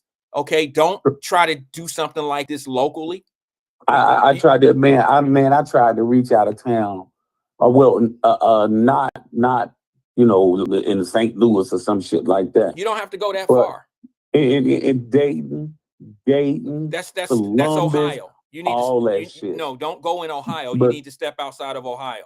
You need a licensed attorney that's another state licensed attorney that's licensed in Ohio. Yeah. I would maybe check somewhere in Kentucky that will take it pro the, bono. the feds got the feds got it and stuff, you know. Now basically, I ran the doctor out of town. He ran to Wheat Ridge, Colorado. I'm still banging on him. I ran him out of town. But what the original point was, I you know, like I said, I'm getting my stuff together because I had it together before, but I got to get it together where, you know, people can just view it and go on. But I got you, but you know, now here. But I'm gonna say one thing. Okay. AbTab, Pure Evolve, and it's a few others because you can see it in my court case. AbTab, Pure Evolve. He I'm telling you, I got evidence that shows he was instrumental in the cover up. He was instrumental in the cover up. Him and the Cranley administration. And now I'm putting that shit together. It's two different administrations, bro. To go ahead and put it on Facebook again because I originally posted all that shit on you know, in 17, 18. Let me ask you something, Ron. Ron, I got to ask you something so people can understand, okay? Let me just ask you, and I don't mean to be nasty. You know that. I got love for you. No, I really do. ahead. But I got to ask you this because it's the Wyatt Live show, and we keep it 100. But Yeah, do ahead. you feel alone in this fight? Do you have any support? Oh, no. None? No. Okay. No, I just wanted to say that for the record so man, people would stop trying to hey. act like this man is on some bullshit, because I think every last one of us has been in a place in our life where we know something that other people don't know, or maybe it's flat out crazy. But we sometimes feel alone. We feel alone in our fight. And go ahead, Ron. Finish it up. I'm sorry. No, but that's why I'm gonna put this shit out there where you can't deny. And you know, and I've always said that's why I call AbTab a snake. You know, I always tell them you can delay, but you can't deny. You ain't got no bitch on your hands. Now, I could have. It's a tough fight to win there, Ron. Somebody else would have folded. I know. That's a tough Somebody fight. else would have folded. That's a tough fight, Ron. I know, Lord. Yeah, it's a tough fight. Now, and what's the trippy is now. I know, you know. I know I got a case. Fanon Rucker told me, you know what he said, and I know they blackballed me from getting an attorney in Cincinnati. But what he said, he was like, man, you know, I wish you would have came to me earlier. You know, my partners, you know, they not allow me to take this case. And that was when he was running for prosecutor. You know, and that's when I went on ahead and ran on with myself. So have you spoke with him lately? I'm sorry? Have you spoke with him lately? Oh no, man, I don't fuck with nobody here. Okay, well, he's not running for prosecutor, so it might be a different argument. It's a trip. I said that I was fighting this fight alone, and you asked me if you feel alone in this fight. Boy, God got me. See, let me say this. Let me say this. He done blessed me. Let me say this. Every time I turn around. Let me say this, Ron. Let me say this because there's some type of an anchor support here. Seabreeze, she says, this hurts to hear about. I'm a medical engineer, and it always sucks when patients have a bad outcome. I hope Ron can find help and support. Because Seabreeze, I've heard you speak before, and we've had medical discussions on the platform before. Would you think that I'm off base? Did you challenge my numbers when I said that over 50% of medical procedures go wrong? You're in the medical field. Wait a minute, hold on. Not you, Ron. I'm talking to Seabreeze. Ron, hold on 1 second. Ron, hold on 1 second. I want Seabreeze to put it out because, you know, people they want, you know, they don't want me to be wrong, but they'll call me on something if they feel like what I said is inaccurate or I shouldn't guide people in that direction. So Seabreeze being a medical engineer, I'm curious to know if from her experience, would she agree that over 50% of medical procedures in this country go bad? Would she agree with that? Since people want to challenge, you know, I don't have a problem being challenged, but I like people who are in those fields to bring some type of at least some type of opinion of what I'm saying. Hey, but dude, what's fucked up is now get the picture. I had a few that they had. I was supposed to get a fusion of my L5 S1. It's all the way down at the bottom of my spine on my left side. He took apart a fusion. He wasn't supposed to take apart a fusion, and he knew that. He knew that that wasn't an accident or nothing like that. It wasn't medical malpractice. That motherfucker did that shit on purpose. Let me say this. And wait, hold on. You had got to drill holes. You had got to drill holes in my spine before you fit the screws in there. That motherfucker drilled his holes too wide on purpose. He knew they didn't fit. And then did that shit again twice and didn't tell me about that shit. Okay, let me just say this, Ron, because I can't fight your case. I can't do anything about that on the show. Okay, we get it. We get it. We kind of get what the premise of the argument is. You feel like that your doctors let you down. They didn't tell you everything that was going on. No. Wait a minute, brother. Because I don't want you to speak it too light. Because I don't feel like my doctors let me down. Well, you just said they didn't tell you. Either they pretty much attacked me. He experimented on me. He knew that I would. That's the reason he knew I would have problems if he did that shit forever. He knew I would have that shit forever. Right. Well, he did that shit on purpose. Wait, Ron. I can't say that this person. Let me say this on the record. Let me say this on the record, bro, because I gotta protect myself and my brand and who I am and what I am. I am not suggesting. I don't agree with what Ron said in him saying that this particular doctor who we have not named and nor have we named the hospital. No, bro, we're not doing that. We're not naming stuff like that. And we're not going to talk about the hospital either. That's not what I use my platform for. But I will say this. I don't agree that a doctor would do you like this on purpose. I wouldn't agree. But now, okay, that's your opinion because it happened to an accident. Ron, then it's purpose. Okay, wait. It's not on purpose. I'm gonna tell you this. Wait. I'm gonna tell you this. Oh man.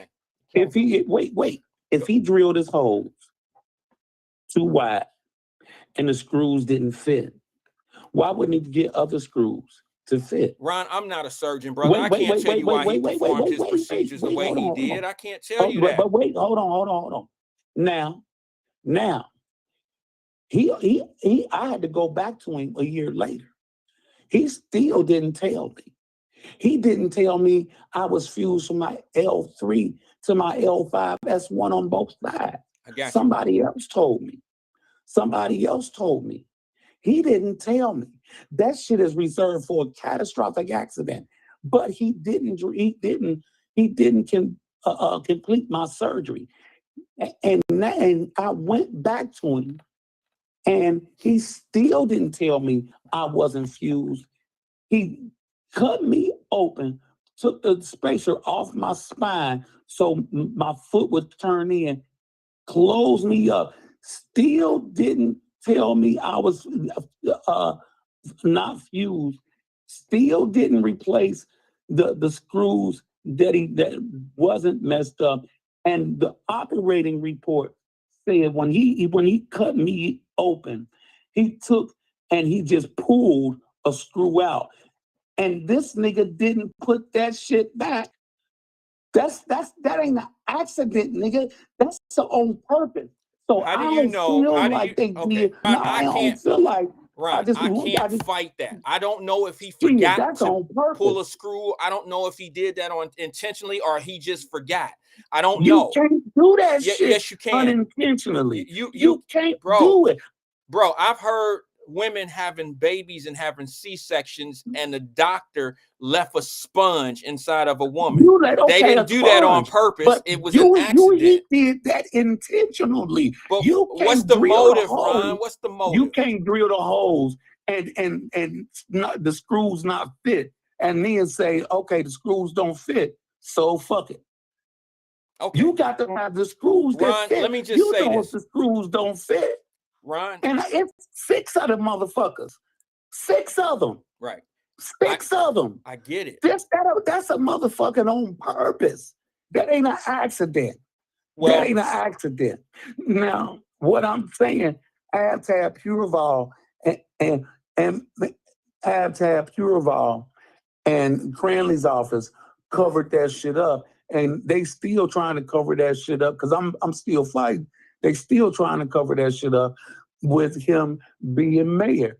This motherfucker said he didn't know me, and I'm telling you, Shaka know me, and Sam Malone was there when he did some little shit. Sam Malone was there. Judge Zayas was there. Judge Zayas looked like, oh shit. Well, and you, like I said, I ain't gonna talk your ass to death. Don't do that. But what I'm saying is, it's a lot of crooked motherfuckers, and you're gonna see some of that shit if you look. If you look, see it. You can see some of that shit all around Cincinnati, and don't nobody wanna go ahead and accept that shit. Don't nobody want to go ahead and accept that shit, and that's the reason why we go ahead and sit around with these problems that we deal with every day. Well, we dealt with that shit, the shootings and all that shit. Last year before last, year before that, we got the black report from what's that, the southern southwest southern of what it is, I don't know, but the state of Black Cincinnati was the same as it was the previous when they did the state of Black Cincinnati, and it's a trip because you can't have a city full of Democrats, a city full of Black Democrats. You can't have a city full of Black Democrats running the motherfucking city and get all of that stuff, don't get all of the stuff, the things that we need. Somebody selling us out on a continuous basis. You are people of color, I guess I should say. We deal with this shit all the time, and we've dealt with this shit before. What is it? Shit. Well, I mean, I don't know, man. Like I said, I guess you could understand somewhat why, I said that. Let me ask you something, Ron. Let me try to. People done broke my heart, man. Ron, I know we can People hear done broke my heart in we can Cincinnati. hear. At least I can hear it. But now let me ask you Boy, something. they done. Ron, let me ask you something. Do you really think? Now, I'm not suggesting that you know the answer, but I'm just going to ask anyway, and it's for everyone. Jenny, I'm going to get to your comment about the sponge. I didn't hear yours, but I know that's a common error in the operating rooms. But let me just say something to what you said. The war on drugs. Anybody that's been in the war on drugs, which is either a police officer or a drug dealer or whatever, how many people in this chat right here believe that the war on drugs is impossible to win? Ron, do you think the war on street pharmaceuticals, do you think that's a war that can't be won? Do you think that they can't stop drug dealing if they wanted to? Hey, Japan ain't got it. The Philippines ain't got that shit. Well, hey, now they got it. No. But my question is, it was a parallel to what point you were trying to make about why do these things happen all the time in our neighborhoods and what's going on? And my question is, do you really think the war on drugs, do you really think that they couldn't stop drugs in this country if they really wanted to? Do you think it's an impossible war to win? Yes or no, Ron? No, hell no. You think they can win the war, right? You can win that war on drugs, but it'll cost. It'll cost. It'll cost. Well, Trennis Brown said, everything. I do. He said they can't. And I'm gonna tell you right now, Sweet. but there ain't a drug dealer in the city of Cincinnati that the police don't know about. Hey, boy. I'm saying it right here live on the air. Not because I've I ever know told it. on one or nothing I like know that. it personally. But the police department got more people that's off of the force that work for them than they do on the force. And if they really wanted to stop the drugs in this country, they could do it. I'm talking about street drugs, the crack on the corners, the cocaine. They could stop it. They could stop it well before it hits your metropolitan cities. They could stop it. Too much money. But the reason why they don't stop it is for the same reason why shit happens in your communities that they could control if they really wanted to. But the reason why they don't control it is because it would also stop the money in your community, in your cities. The cost. The cost is everything would just kind of not function the way it functions. There's money in crime. There's money in crime. There's money in deficiency, dysfunctional behavior. There's money in all of that. Now you just got to choose if you're going to become victims of the system that's put in place to make you either on the winning team or the losing team, the money getting team or the non-money team. But don't sit back and tell me that they can't stop drugs in your city, because they could. If they really wanted to stop the drug abuse in the country, they really could. And how I know that is drug abuse is not heavy in every country. But there's potential drug users. If Trump get in there, there are potential drug users in every country. But countries deal with the criminality of drugs totally different. Yep. Some countries have a no-nonsense approach when it comes down to drugs. And you can tell. It's like this. Go to Jamaica. And go where the tourist areas are. You know, the police officers don't even carry guns. You can do the same thing in the Bahamas. It's a controlled criminal country. They allow criminality in certain areas, but they totally defy it in others because it's all money generated. They control criminal. They make people, they let people become criminals so they can continue to do their court systems and do the things that they do. But where they don't want the crime, they totally control it to the point where the police officers don't even need to carry guns. So why don't they have it in the communities of Jamaica as well? Why don't the police officers carry guns in the communities? Because that's where they want to push the crime, and they're okay with the criminality because it's a classism thing. They want these different classisms because it generates income. It generates programs. And it's no when Nancy Reagan said, we got a war on drugs. When she said that. So when you ask that question, why are getting shot in our communities and it's happening in our communities weekend after weekend, tell me the thing, because you know crime is where these shots come from. It's crime around these 13 and 14-year-olds. If you want, and I'm gonna get on with this. It's gonna be weed is legal. Boy, it's gonna be hell to pay on that drug test. Look, man, let me just say something. And I know there's a lot of weed smokers on here, okay? But and use it for medical use, but you sound like you really use that shit for pleasure and fun.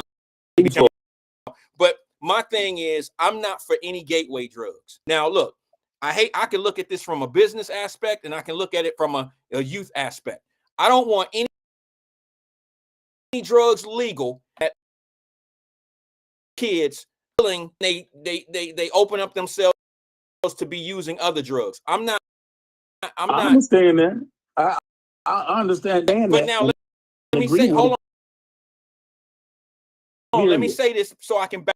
So hater. It's not necessarily hating. More kids now getting caught with these candies, these edibles. Did you see the little black girl that almost died the other day because she ate some gummy bears that had HTC?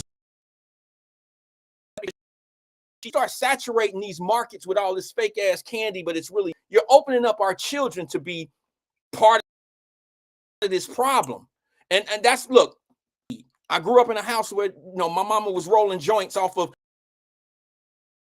Stevie Wonder out shit like that. I've been part of it all. I just was very fortunate to be an athlete. Want to smoke cigarettes, didn't want to smoke anything. Athletes don't get high. But I'm just gonna be honest. Well, somebody said my connection choppy. Oh man, I'm sorry about that. It looks like the internet might be a little bit choppy on us. But my thing is, when you look in, and maybe people will catch up, I don't like drugs that make kids feel like it's nothing. Daryl said marijuana is not a gateway drug. I know plenty of people who've been smoking weed for years haven't upgraded for something more harsh. But what I tell you this, let me ask you, hold on. Let me ask Daryl Carpenter something. He's from the crack era. Okay, he's our age. He's from the crack era. DC, I'm not trying to be funny or none of that. You are from the crack like us. Okay, let me ask you something. How many people do you know who ended up being butterheads, being crackheads or cocaine heads? How many of those people started out smoking weed? Don't look at it the way you're looking at it. Don't look. Wait a minute. Hold on, Ron. Hold on. Let me get my point across. My point is this: most people that go into these higher extended drugs started with weed. Don't look at the fact that you got a bunch of people that just didn't go up to the high drugs. You can't look at it that way. You got to look at it for who get to the higher drugs. Most people that ended up smoking crack started off smoking weed and blunts, and weed get heavier. One time you smoke little bitty ass thin joints, then you graduate to smoking hydro, and then you start going up into different shit. The truth of the matter is, most people that end up on cocaine and higher up drugs started out by smoking weed. I don't know too many crackheads that just woke up one day and was convinced to smoke crack and they ain't never tried another drug. I don't know that. I started smoking weed in the 80s, man, and I started doing cocaine in the what? I started smoking weed. Wait a minute, hold on, Ron. You didn't do crack. Cocaine. You didn't do cocaine first and then weed. That's walking backwards, isn't it? I did. I smoke one weed. My dude, I had some weed, and I asked my dude for a cigarette. And he was like, man, don't even do all that shit. That, if you do that shit, you're going to be hooked. Man, now, listen. My thing is, I've been doing that shit ever since. I took breaks here and there, but ever since, I stopped doing cocaine in the 90s. That's what I first want to do. But, Ron, can I ask you a personal question since you can I ask you Ron, can I ask you a personal question since you put your personal shit out there, if you don't mind? Yeah. What convinced you to do cocaine? Women. No, that makes sense. They like that shit. That makes sense. They like that shit. What convinced you to smoke weed? Yeah.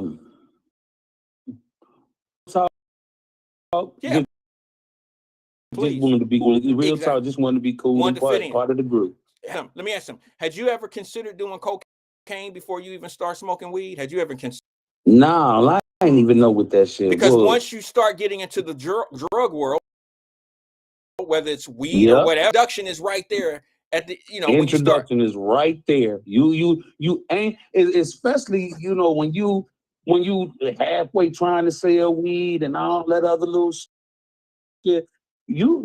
What we're doing here is we're justifying the term gateway drug, because a lot of people think the reason why you start smoking, like you'll smoke weed and it's not the reason why they upgrade.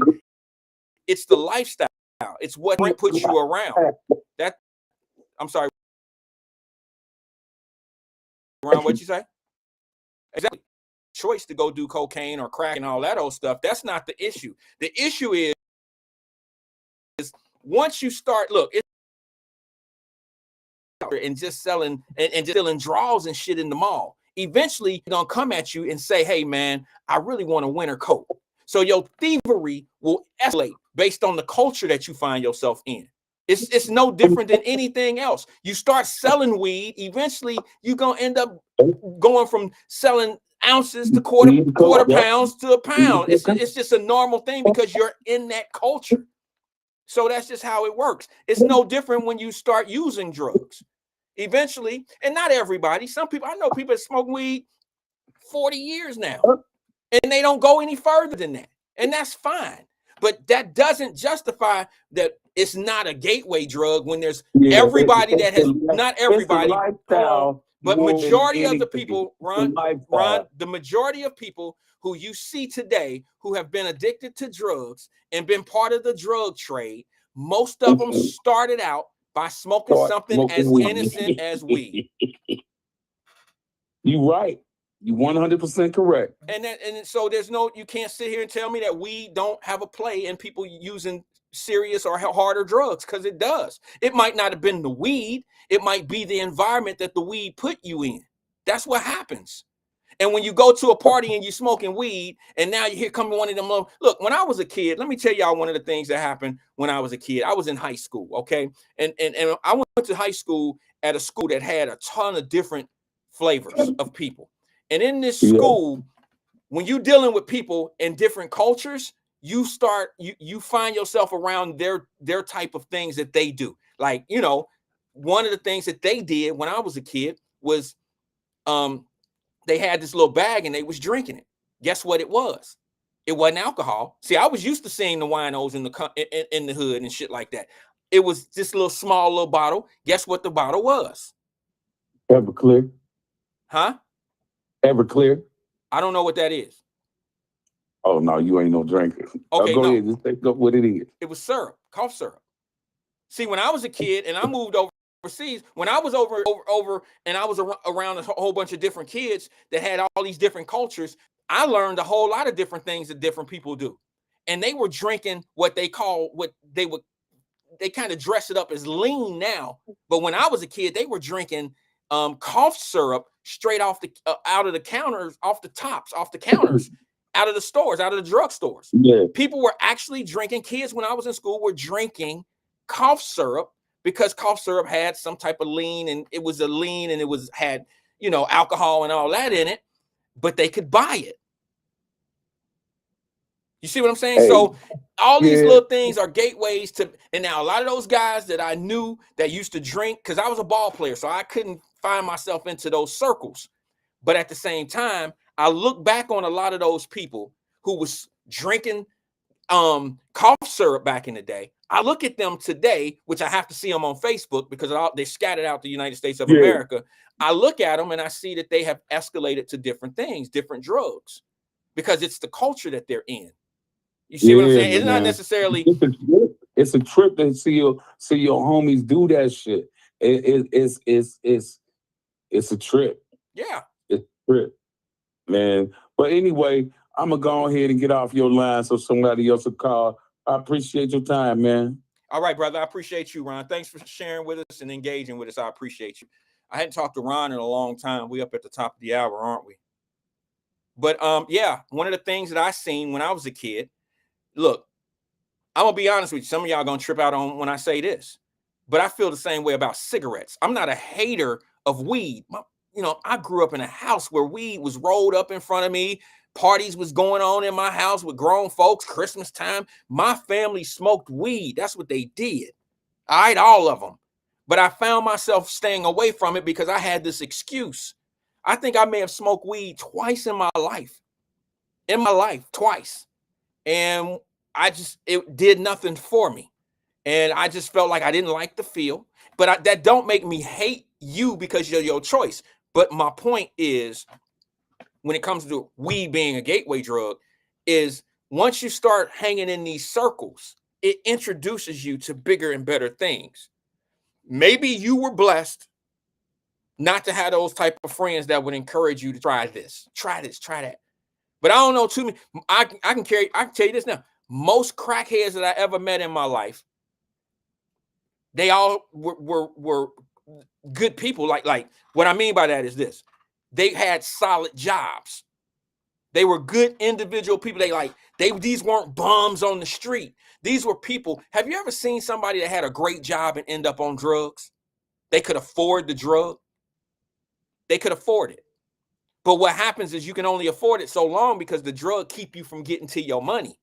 Now you can't do your job, so you're calling off. You eventually get fired. And now you're auctioning off and this and that because you hooked on the base. It happens to some of the best people. But those people were usually people, and I know I'm going to get a lot of blowback for this, but those were usually people that had already entered the drug market, became a consumer of some type of drug. And I'm going to tell you this now.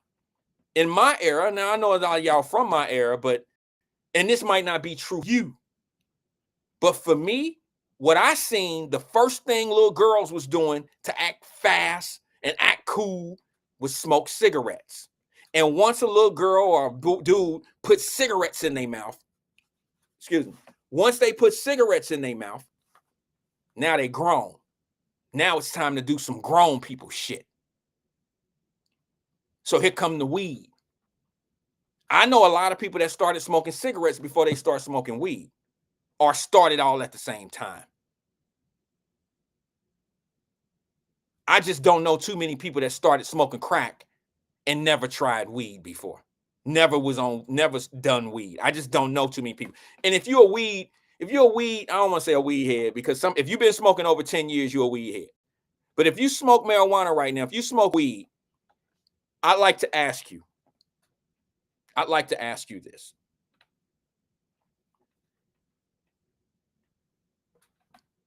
Has cocaine ever been offered to you? Because most cocaine dealers, or most people who do cocaine, most of them don't even approach people that aren't smoking weed, smoking cigarettes, because you're not hanging around them circles. You're not even in them loops of people. And if you're a straight shooter, like you don't get high or nothing, most people that get high and all that old shit won't even do it around you. Maybe that was just my friends, some of my buddies. I don't know.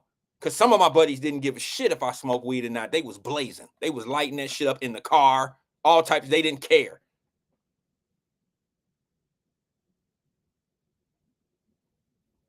One of my biggest problems that I ever had growing up, that I felt like shaky in my boots. Twin said, "That's a lie, Wyatt." Okay, I don't mean to be lying. I'm not trying to lie. I'm speaking from experience. Like this. My biggest problem with smoking weed, one of the reasons why I didn't want to smoke weed, is because I had this notion of weed being laced. Like, I ain't see nobody roll no joint. I ain't smoking nothing, and somebody just hand it to me because it might have something in it. That was my biggest fear. So I just stayed away from it. I used the fact that I was, athlete and all that as my excuse. And, I got a game tomorrow. I don't want to get high because, I got a game, whatever. That kept me cool with my friends because they knew I was a baseball head and I played basketball, football. They knew I was an athlete, so they wasn't tripping on me. But it kept me cool with my friends. And what I've learned is most people who do drugs are part of a cultural society. That's just what it is. Now, there's people that smoke weed and been on the low with it their whole life. Don't let their kids know they do it. Buy it from their little people and stay clear of everybody else and blah, blah, blah. And that's cool, bro. But those are the people that really shouldn't be condoning weed either, to be legalized for recreational. That's just my opinion. Because here's what's going to happen. You do know when the government get in the game, it's going to get bad for you. That's just my opinion. Like, just like now, I can't just all of a sudden go to the Ohio State liquor store and buy some liquor and sell the shit out my house just because liquor is legal. You know why they got the laws like that? Because they don't want you stepping on their tax dollars. Once you start competing with your state or with the government, you become an enemy. You become someone that they don't want to share their profits, or they don't want you stepping on their tax dollar. They don't want you stepping on it. So when people start thinking, oh, we got these dispensaries, we got this and we got that, this shit about to be legal. All that's going to do, and go ask Colorado how that shit is working out. All right. We got so many instances now that, you know, the news and people that report certain things, they only show you certain aspects of stuff. They don't show you the dirty down and dirty stuff. They don't show you what's going on. But go ask Colorado. Go to Vegas. Go to Las Vegas. The only glitz and glamour you're going to see in Las Vegas are the tourists. We're going to get on a plane and go to the valleys. We the cleanest people out there. Guess who the worst? Guess who the worst off are in Nevada? In Vegas? The residents. You making all this shit legal for that damn, you know, Vegas is, and I know there's some people on here from Vegas. I got a couple people that watch from Vegas, and I don't mean to be disrespectful. It's going to come off and it's going to sound like it. But I'll be honest and tell you, Vegas is hell. Hell around there all out. They be out of it. They be out of it. Remember that? Remember you say that? He out of it. Go to Vegas. Look at their homelessness. Look at the people in Vegas who got all this recreation. Get on it early. Go to Colorado. Go to Phoenix, Arizona. Go. I told y'all. I love my mom. Arizona. It looked like a movie. It looked like a scary movie out there. Everybody looked like they in witness protection. Everybody looking over their shoulder, wondering what the fuck going on. Everybody on drugs. Because it's out in the desert. It's out in nowhere. It's nowhere. But it's like growing up in an area like that. I don't want my children growing up in Colorado. I don't want my children growing up.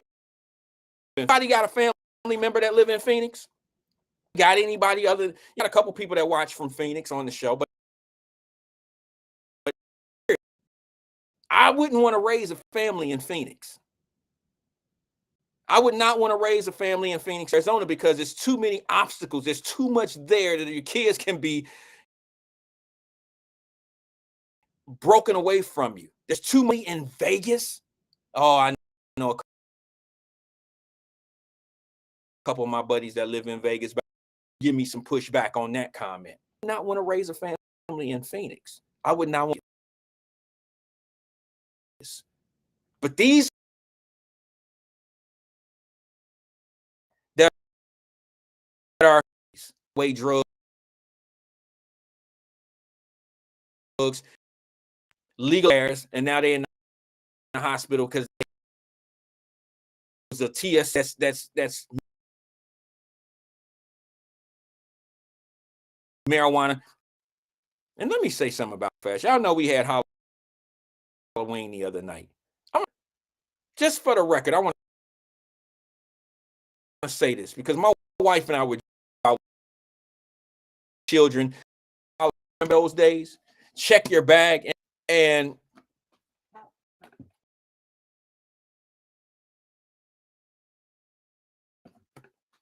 I thought.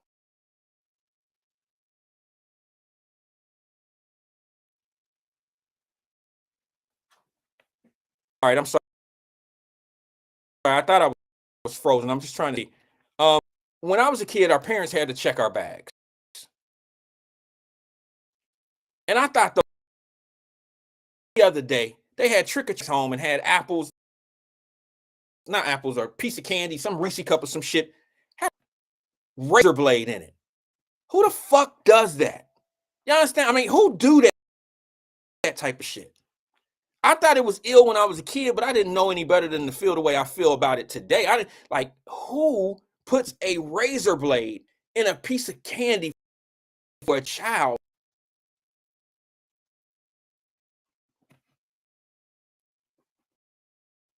That's horrible.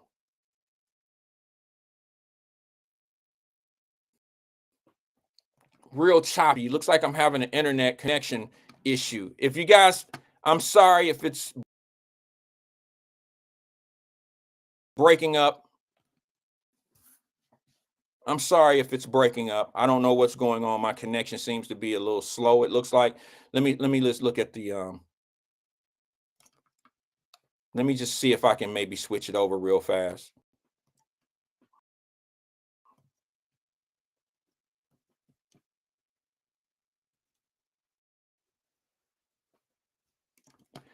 Yeah, that's I don't understand who would put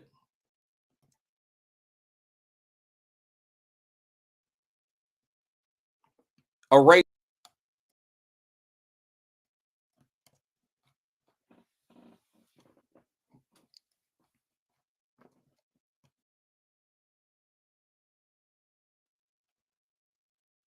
that, guys. I'm trying to let the computer catch up to what I'm doing here.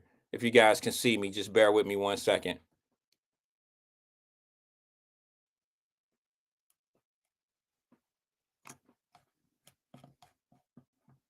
Okay, is it better? Are we a little bit better now?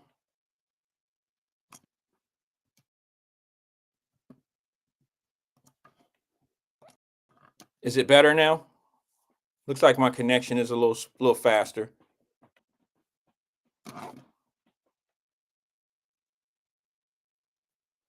Ron said, whatever I did, it's better. It's cool now. Mama Birch said for now. Well, I don't know what it is. I don't know what happened there, but I lost connection with a lot of, I mean, it slowed down. It looks like it's an internet connection. Let me just want to let everybody know that we have an election coming up tomorrow.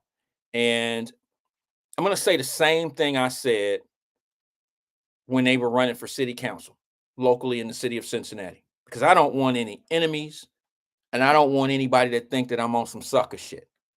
Okay. Let me just say this to you. I'm going to come on tomorrow and probably say this same thing. But I hope for your sake that whoever you vote for wins. I'm not going to be mad at you for who you vote for or who you don't vote for. I'm not going to be mad at how you vote because it might fit your family, you and your family's life person that does what's best for them. So I'm going to say the same thing I said when they were running for city council and everything else. Okay, check it out. I hope you get what you vote for. That goes for your Trump fans, and it goes for VP Harris's fans. I hope what you're voting for is, and I hope you get this. I hope you get what you vote for. And I hope the choice that you make, if that person wins, I hope you're just happy with how it's going. In other words, I hope her provides your family with everything you, because why you should be voting. You should not have any alternative motives. It should not be because you fitting in with somebody. It shouldn't be because of somebody else's circle. Leave just me be the most selfish deed that you ever make or take. I think you should be unbelievably selfish. Think what's best for you. Here's what I don't want to say, or don't want people to say.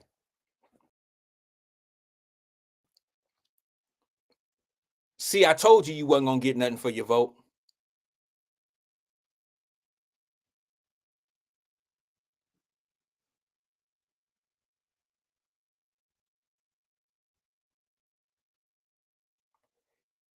And once the voting is over with and calculated and we know who's going to win, I think what everybody needs to do is prepare for what they promised you. Okay? Prepare for what they promised you. Not what people say they said, but what comes out of their mouth. You understand what I'm saying? Whatever they say out of their mouth, that's what you should hold them to. not know what they said over on the radio, that podcast, this and this and this and that, because we didn't heard black agendas. I ain't seen a black agenda in place yet.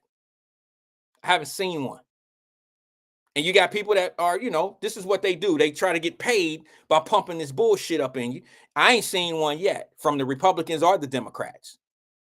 I just haven't seen one. So I want to make sure that whatever you vote for, whoever you vote for, gear up. Start wiping your hands like, okay, let's get at it. I don't want to hear, but they ain't letting him do it because Senate. They ain't letting her do it because of Congress. They ain't letting them, because ain't none of them made you a promise and said, I'll do this if they let me. They all said, this is what I'm going to do for you. They all said it. Here's my agenda. See, I sound simple because I'm not a politician, dude. Like, I'm not into politics. Like, I don't have some cool ass way of telling you this truth. I don't have a cool way of saying it. I can just tell you the way it is, like if we on the block. And I know I can say some things that's gonna make it sound like I'm favoring one side or the other. So I'd rather not do that. But my black folks who have been promised, what have we been promised? Somebody, Davis Denise, put this in there for me, sis. I know you got it. What have black folks been promised from either side? What have the Republicans promised black folks in this election? Somebody put it in the screen. What have the Republicans promised black folks? What is the black folks' agenda from the Republicans?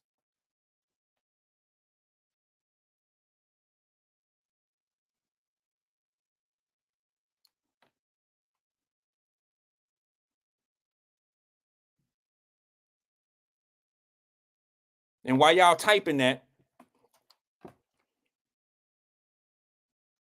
type in your next comment, because I want to have it on record. Because I know that I've been listening to them. Trust me, my wife gets tired of me listening to the news because I'm listening to a lot of politics. What have the Republicans promised black folks in this election? Not what black folks been talking about. Not Project 2025 and all that old shit, because that's what they talking about. I'm saying, what has Republicans promised to do for black folks?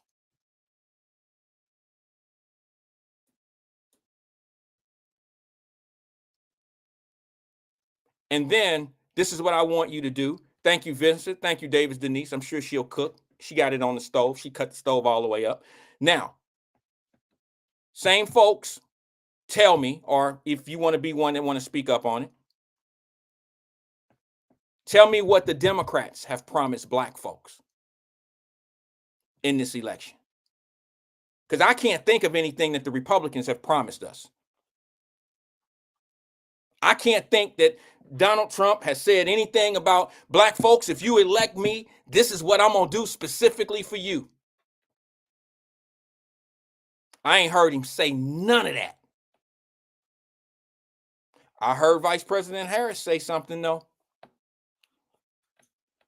I heard her say $50,000 in tax credit on a small business, $20,000. No, what is it? $50,000 on a down payment or some shit like that, or is it $25,000? I'm getting these numbers confused. That don't take anything away from it. $25,000 on a down payment on the first-time buyer home. Do you have to be black to do that? So it's $20,000. I think it was $25,000, Ron. $25,000 towards your first-time buyer home. Okay? $50,000 tax credit on a business your first year. And then there's a $20,000, if I'm not misrepresenting the proposal, a $20,000 forgiveness loan to start a business. Okay? So when you vote for that, $6,000 tax credit for childcare, right? So when you vote for that, be ready for it. Whether it's delivered or not, be ready for it. And the reason why I say this is this. First of all, you got to start a business to get that $50,000 tax credit.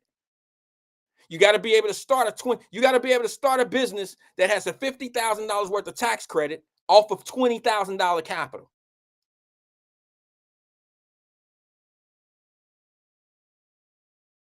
Mama White must have just, Mom, you just must have just got here.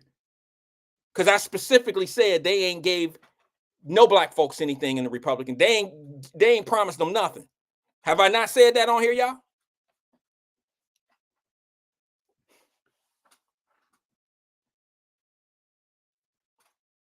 Did you just get here, Mama, Dad? And the reason why I said that, Mama, Dad, my first point was the Republicans haven't promised black folks anything, but the Democrats have promised them something. So my thing is this: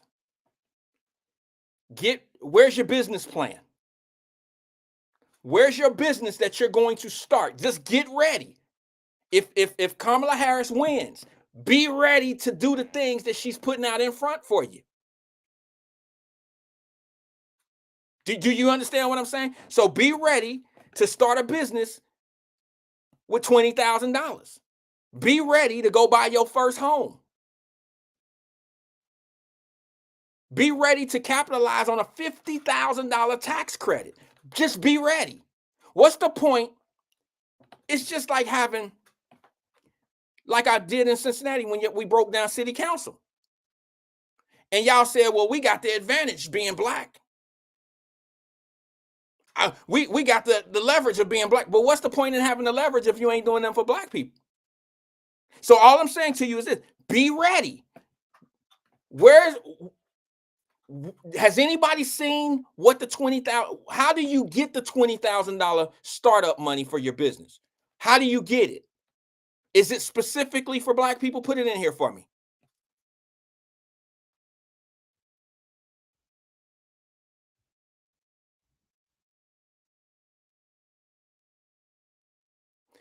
Mama, Dad, I love you to death, but you getting your real estate license is not you being a small business. That's an independent contractor. You have to work for a real estate company to utilize your real estate license. You're not going to qualify for $20,000 startup business money. You're not going to qualify for being for working for a company, Century 21. You work for them. They pay you independent. You got to do a W-9, but you work for them. You have to start your own real estate company by buying land and renting it out, that type of thing.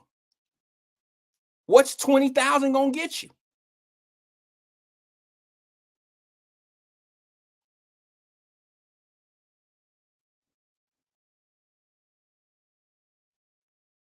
Thank you, AP. That was my point.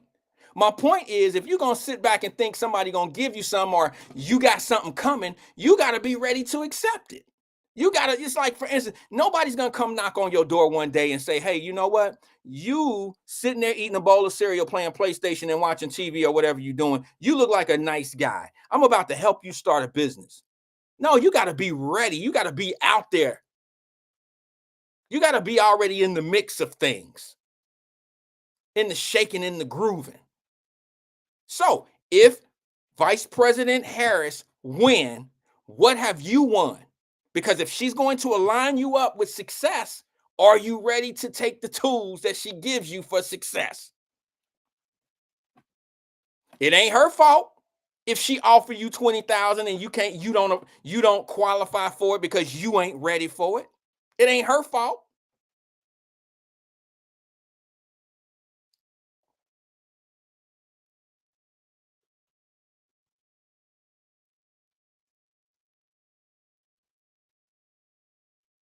Look, I know for a fact that you can start certain type of businesses with $20,000. But I know for a fact there's going to be criteria to get the $20,000 to start those businesses.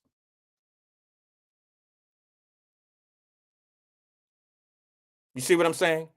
I've been visiting and I've been going to Shreveport, Louisiana for weeks now. I know there's janitorial services that are opportunities ready to be taken up. I know coffee shops, small little eateries, things of that nature that I know you could probably do something with $20,000. But it's not going to just, you can't just do it with that flat 20. You have to be ready. You have to absolutely be ready.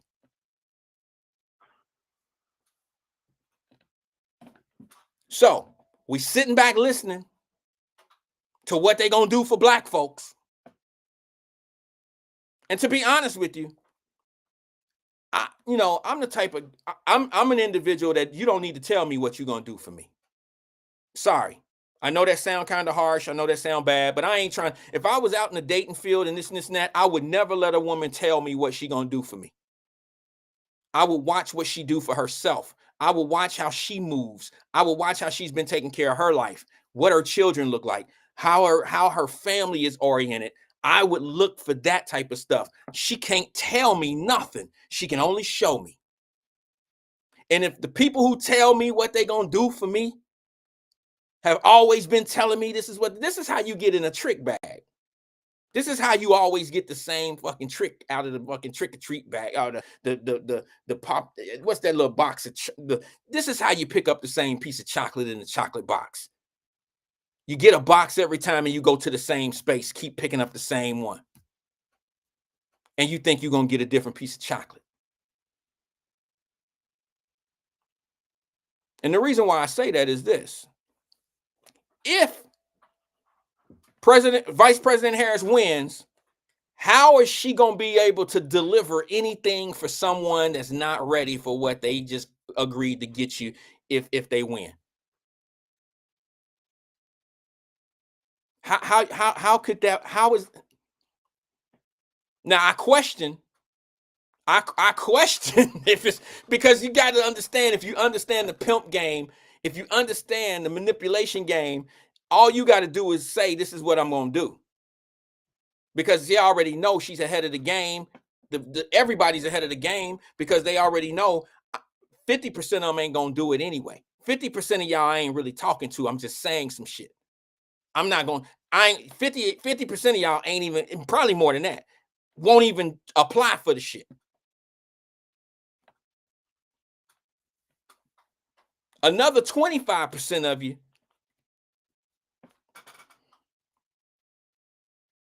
won't qualify. That leaves me 25% more. It gives me 10% success, which is a normal number. 90% of people won't get anything out of a promise, and 10% will. And 10% is never enough to move a needle. And that 10% will be from the elitist class. It'll be from people who already got connections. It won't be the regular folk. See, I'm going to tell you this little secret. It's a short secret. Y'all ain't going to like this secret.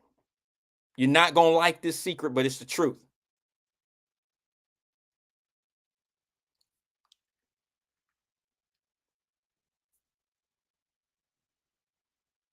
I got to say it. I didn't already open the can.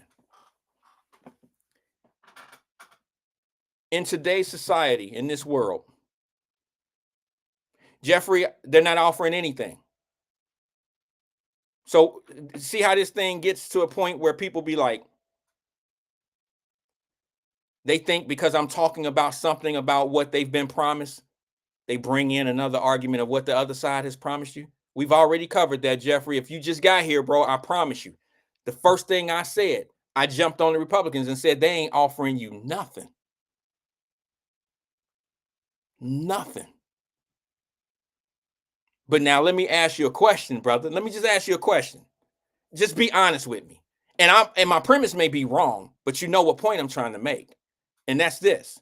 Would you rather be promised something and not get it, or promise nothing and not expect anything? What would you rather?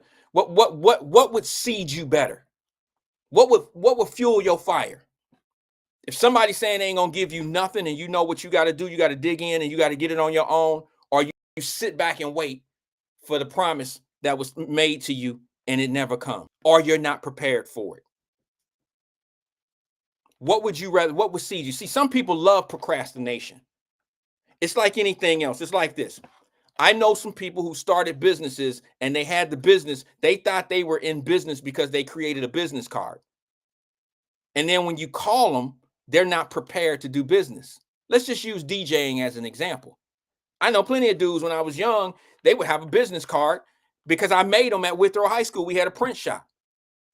There were times where I seen people that had little business cards because I was offering business cards for people and they had these little things. I'm about to do this. I'm going to do that. They got their little business card. They passing it out. They looking fly. They call themselves in business. And then when somebody calls them off that business card, they can't do the job because they don't have a lawnmower yet. They got the business cards, but don't have no lawnmower. They got the business cards, but they don't have no DJ equipment. They got the business card, but they don't have a tow truck. They got the business card, but they don't really have no help, so they can't come move an apartment by themselves. They got the business card. That's called a procrastinator. That's called a procrastinator. A procrastinator will always stay ahead of the game with the bullshit. They always the slick talkers. They always the ones that look official. They always the ones that, I get to it tomorrow. Procrastinators have no level of consistency. Only thing that's consistent in procrastinators is bullshit. I see it all the time. Them the same people that when I'm in line with them, when I'm talking to them, when they want to do business with me, or when we doing something, they the ones that break off from me and say I'm full of shit. Somebody got to be the bad guy when some shit don't work out. Well, you're not as committed to it as I am. So you can run off and tell everybody I'm full of shit, or I'm not a man of my word, or when he talk about bringing up the money, then he want to run. You can say all that shit if you want to, but I know consistency, and I know people that's real, and I know people that's really trying to make it. I know people who really want to do it.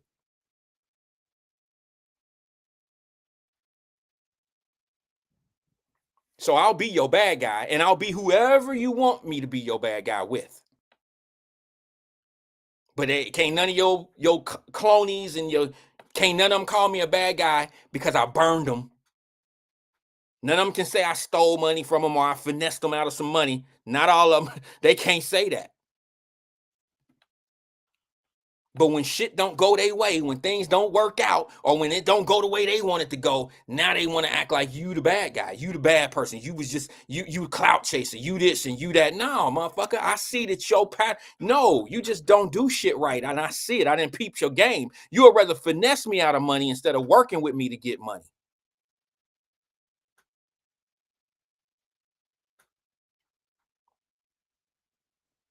Let me go to the phone lines before I get out of here. This is the last call of the day, and I will take it because they've been on hold. Good afternoon, caller. This is Wyatt. Who am I speaking with? Hey, how you doing, Mr. Wyatt? CK, what's good with you, brother? Man, hey, back in business, you feel me? Back on these Cincinnati streets, you hear me? Okay. I hope that's something positive. I'm listening. I gotta grab something real fast. I'm back rolling, man. You know what I mean? I gotta grab something. I gotta grab something. Keep talking. I hear you. I'm thankful. You feel me? Yeah. Got the gig. You know what I mean? Got the gig. I got me a you know what I'm saying, third shift joint. Third shift gig. You hear me? White. Yo, CK, I hear you, bro. I'm just grabbing something out the refrigerator. My bad. Yeah. I just came up, man. You know, I had to call you, man, let you know, man. The Bengals got that victory yesterday. Looks like we headed to them playoffs, don't it? I don't know, bro. We got to get even before we start talking playoffs. You see, the only reason we ain't even because Higgins.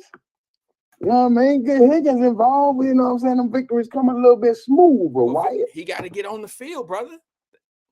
Yeah, but you know, this is how you negotiate that money thing. This is how AJ Green got up out of here, doing the same thing Higgins was doing. Well, Higgins gonna get his money with it. He gonna get his money whether he here or in somewhere else, some other city. He gonna get his money. Okay, he then came out, had two good strong games, showed his value, and the Bengals don't want to pay him, so they got him on a franchise tag. And that's just, I told people at the beginning of the season, I said he ain't gonna play but half the season, if that. He's not gonna risk injury. Oh, so man, and listen, Wyatt right, because that's why Derrick Henry had a bad season and he got to where he wanted to be now with the Ravens. Exactly. Right? Yeah. Exactly. So y'all gotta listen. He makes sense. That's why they have bad years then they have a good year. I think Corey Dillon did the same thing with the Patriots and won the Super Bowl. He might have had like 800 yards, which is low for him. And then he went and made like 1,700 yards with the Patriots. Made it look like it was over for him, Wyatt.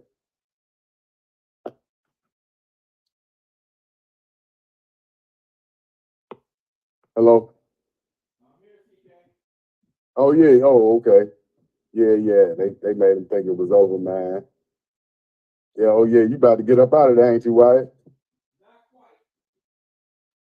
Yeah, I had to, man. You know, I had to check in with you, man. I understand you had to handle business, man. You know, I support the organization. And then, we got that big voting thing tomorrow. Yeah, absolutely, bro. Have you voted yet, or are you waiting until tomorrow? Yeah. I went with early voting. I'm going for the vice president, Kamala Harris. I'm voting on the blue ticket.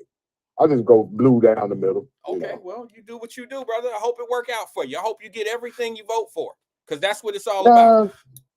It's voting is like, it's like gang banging. It's like, who cares? Y'all just participate because I'm a part of it. You equate, well, yeah, I've heard you do that before. You equate voting to gang banging? It's the same, but I don't have it. It don't. Okay, my thoughts on gang banging means nothing. Just like my thoughts on politics. Okay. And most people's thoughts on politics. So if I give my 2 cents, I just hate when these people try to demonize a certain character. Like, hey, if you're a gangbanger, you evil. So I'm not. You can't demonize one. I look at y'all all the same as killers.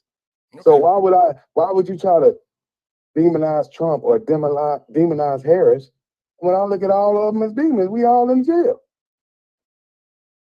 Right? It'd be like you going to prison and they say, them the good guys over there. Nah, ain't no good guys in here. Catch my drift. I think there's good guys in prison. I believe that there are good guys and good women that are sitting in penitentiaries to this day. Because not everybody the women really believe it's good guys in prison. Nah, they got the numbers. Let me just justify what I'm saying. Let me clear up what I'm saying. Not everybody in jail is guilty. Okay, so that's why I say what I say. And I don't mean the kid that didn't have being a killer in his bloodline and he ended up killing somebody and I say, well, he's a good guy. No, I think if anybody kills someone or does anything to hurt somebody, they're a bad guy for doing what they did. Okay, maybe in certain situations where it was self-defense and they ended up in jail because they couldn't prove self-defense, that might be a different argument. But in most cases, I feel like the people that have been either framed or set up and framed, or people who just didn't have anything to do with it, but they didn't have the legal representation. They didn't have things that they needed to fight the case. I do believe there are innocent people in jail. And I think that you can call those the good people. That's what I'm saying. I'm saying the politics is just like that. It's that gang, they still is part of an organization. Yeah, you got that stuff you said. You got your people that's cool in there, but you still can't get away from what you are.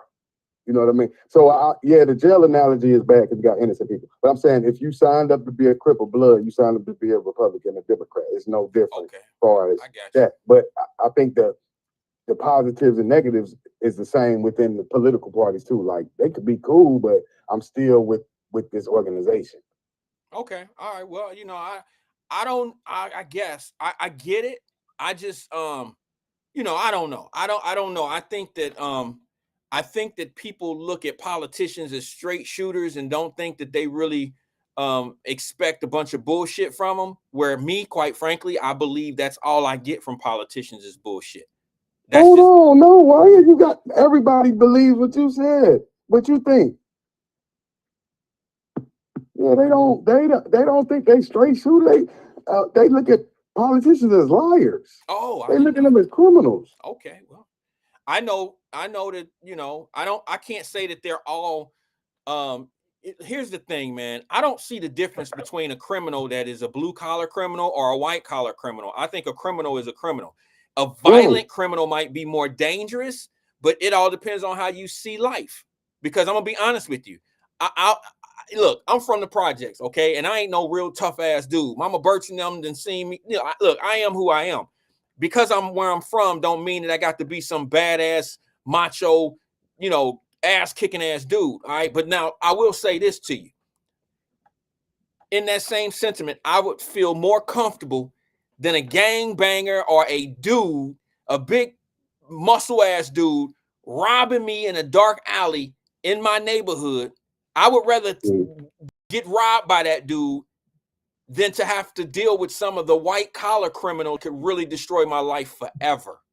See, to me, one looks more intimidating to some people, but to me, I know where the real lifetime, I know what could hurt me for a lifetime, and that's dealing with a dude with a pen in his hand.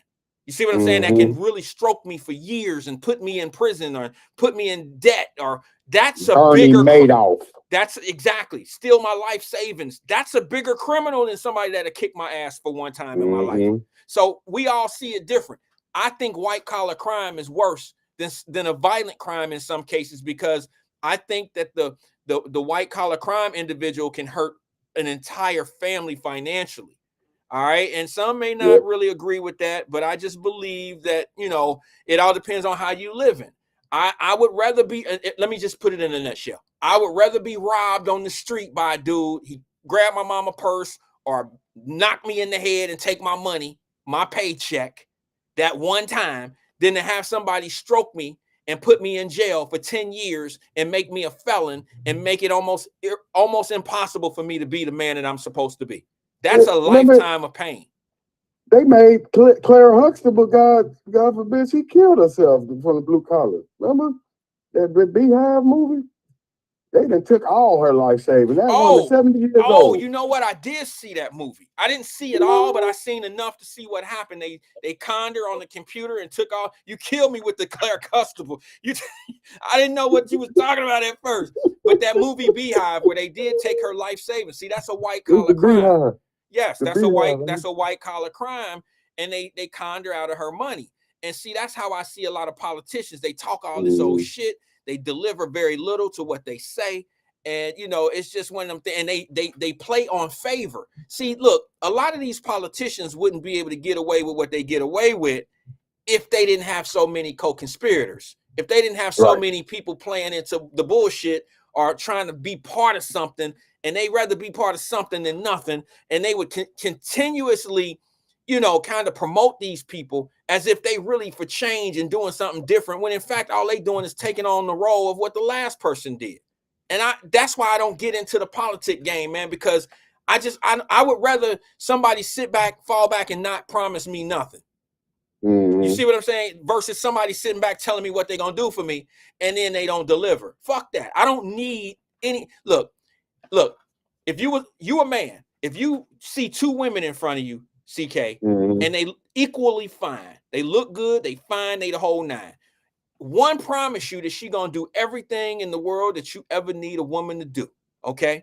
And the other one says, well, I'm a little bit more independent, and I believe us going out to dinner, and I believe us, spending a lot of quality time together and having great kids and this and that. I believe in all of that. She don't seem to be the one that you want to choose because she's up in the air. She sounds like she's all about herself, right? Or she's not really fitting what you're looking for. But the other one promised you everything. Oh shit, I'm gonna cook every day for you. I'm gonna do this. I'm gonna do that. I'm gonna do this. I'm gonna do that. And you choose the one that say they're gonna do something for you. Right? The other one didn't promise you anything. She just said, I'm gonna be a good wife, and we'll get through, and we're gonna have a great family, and hopefully everything will work out. And as long as you go to work and we go to work, and just regular type talk, right? But the other one, the lady that you chose her because she promised you a great life. I'm gonna cook for you every night. I'm gonna do this for you every night. I'm gonna do this. I'm gonna do that. Use your imagination. I'm gonna do all that. And then you choose her. You go get married, and guess what? It's TV dinners every night. It's peanut butter and jelly every day. It's we arguing and fighting. What happened to the things you said you was gonna do for me and to me? What happened to all of that? Well, who do you wouldn't you feel more disappointed if you chose the one that said they was gonna do so much for you versus the one that said, well, we're gonna work it out and we're gonna make things work. And look, this is who I am as a woman, and this is what I offer.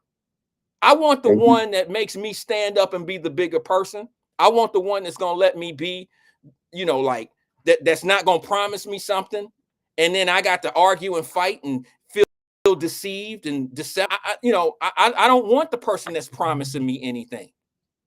Yep. Hey, but look, I'm gonna leave you with this, man, because you know Frisch is gone, because they leaving us. All of them? Speaking of leaving, man, them Lions looking like they leaving.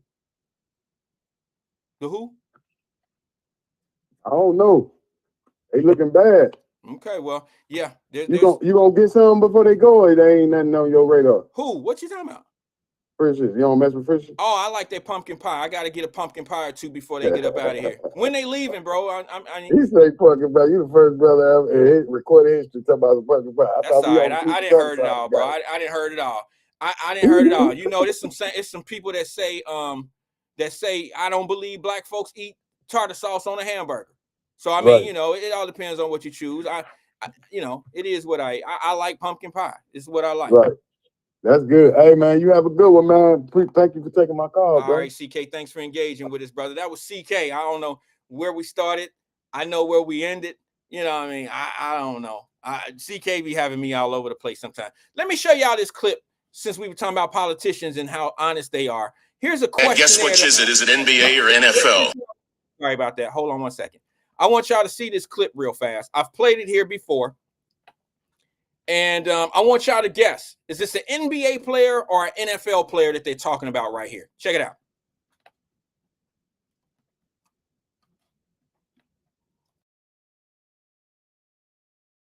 And guess which is it? Is it NBA or NFL?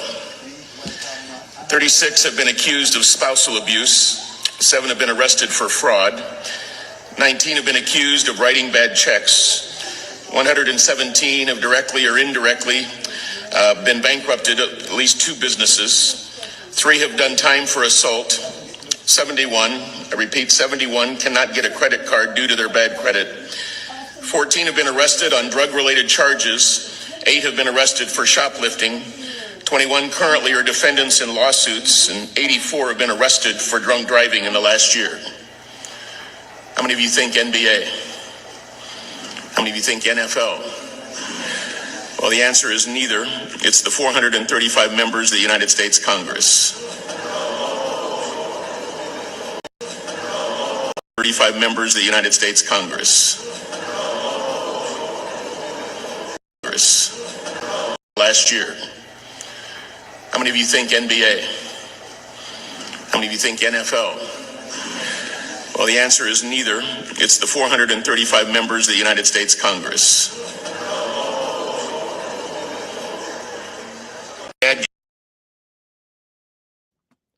Jenny said, I love you, Jenny. Jenny said that this could apply to any sport. I didn't know being a politician was a sport.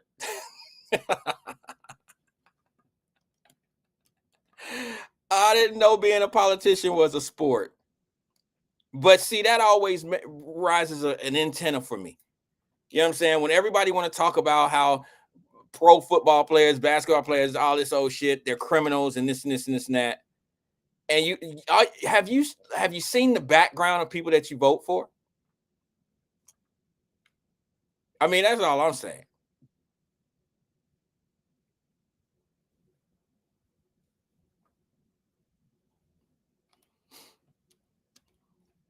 What time is it? All right, looks like I'm at the top of the hour, y'all. Looks like I'm at the top. I want to say peace and love to everybody, man. Thanks for tuning in today. You could have been anywhere in the world. You decided to kick it with me today. Those that stayed for the entirety of the show, I appreciate you the most. Those that came in for 5 minutes, I appreciate you because you didn't have to give me those 5 minutes. I want to say peace and love to you guys. There's nothing more that I can really say. I just say be good, be strong, do what's best for you and your family. Don't be influenced. Do what's best for you. This is the time of the year. You should be more selfish now than any before. Be more selfish now than you are for Christmas. Peace and love. I'll see you guys all tomorrow. Same time, same place, right here at 1 o'clock. I'm out. Are you not entertained? Are you not entertained? Is this not why you are here?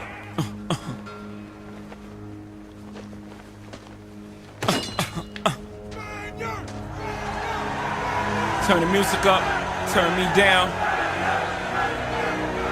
Google. go get him again. This time is for the money, my nigga. Brooklyn, stand up. Never been a nigga this good for this long, this hood, or this pop, this hot, or this strong, with so many different flows. This one's for this song, the next one I switch up. This one will get bit up. These fucks too lazy to make up shit. They crazy, they don't paint pictures, they just trace me. You know what? Soon they forget where they pluck. They whole style from the try to reverse the outcome. I'm like, I'm not a biter, I'm a writer for myself and others. I say a big verse, I'm only bigging up my brother, bigging up my barrel. I'm big enough to do it, I'm that thorough. Plus I know my own flow is foolish. So the rings and things you sing about, bring them out. It's hard to yell when the barrel's in your mouth. I'm in new sneakers, dual seaters, few divas. What more can I tell you? Let me spell it for you. W-I-L-L-I-E. Nobody truer than H-O-V. And I'm back for more. New York's ambassador, prime minister, back to finish my business up.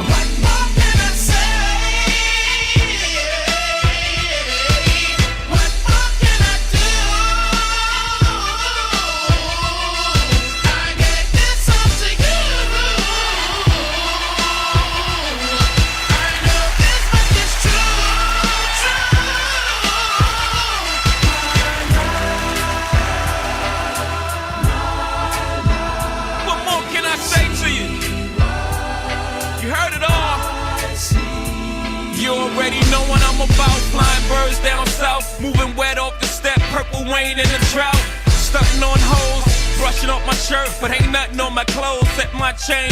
My name, Young H.O. Pitch the yay faithful. Even if they patrol, I make payroll.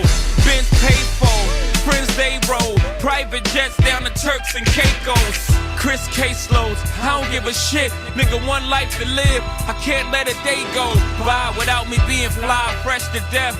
Head to toes to the day I rest. And I don't wear jerseys, I'm 30 plus. Give me a crisp pair of jeans, nigga, button ups. S-dots on my feet, make my cycle complete. What more can I say, Guru? Play the beat, We gon' let this ride into the hook. I'ma snap my fingers on this. What more can I say to you? Get my grown man on. Let's go! Now you know your ass is Willie when they got you in the mag for like half a Billy, and your ass ain't Lily White. That mean that shit you write must be illy.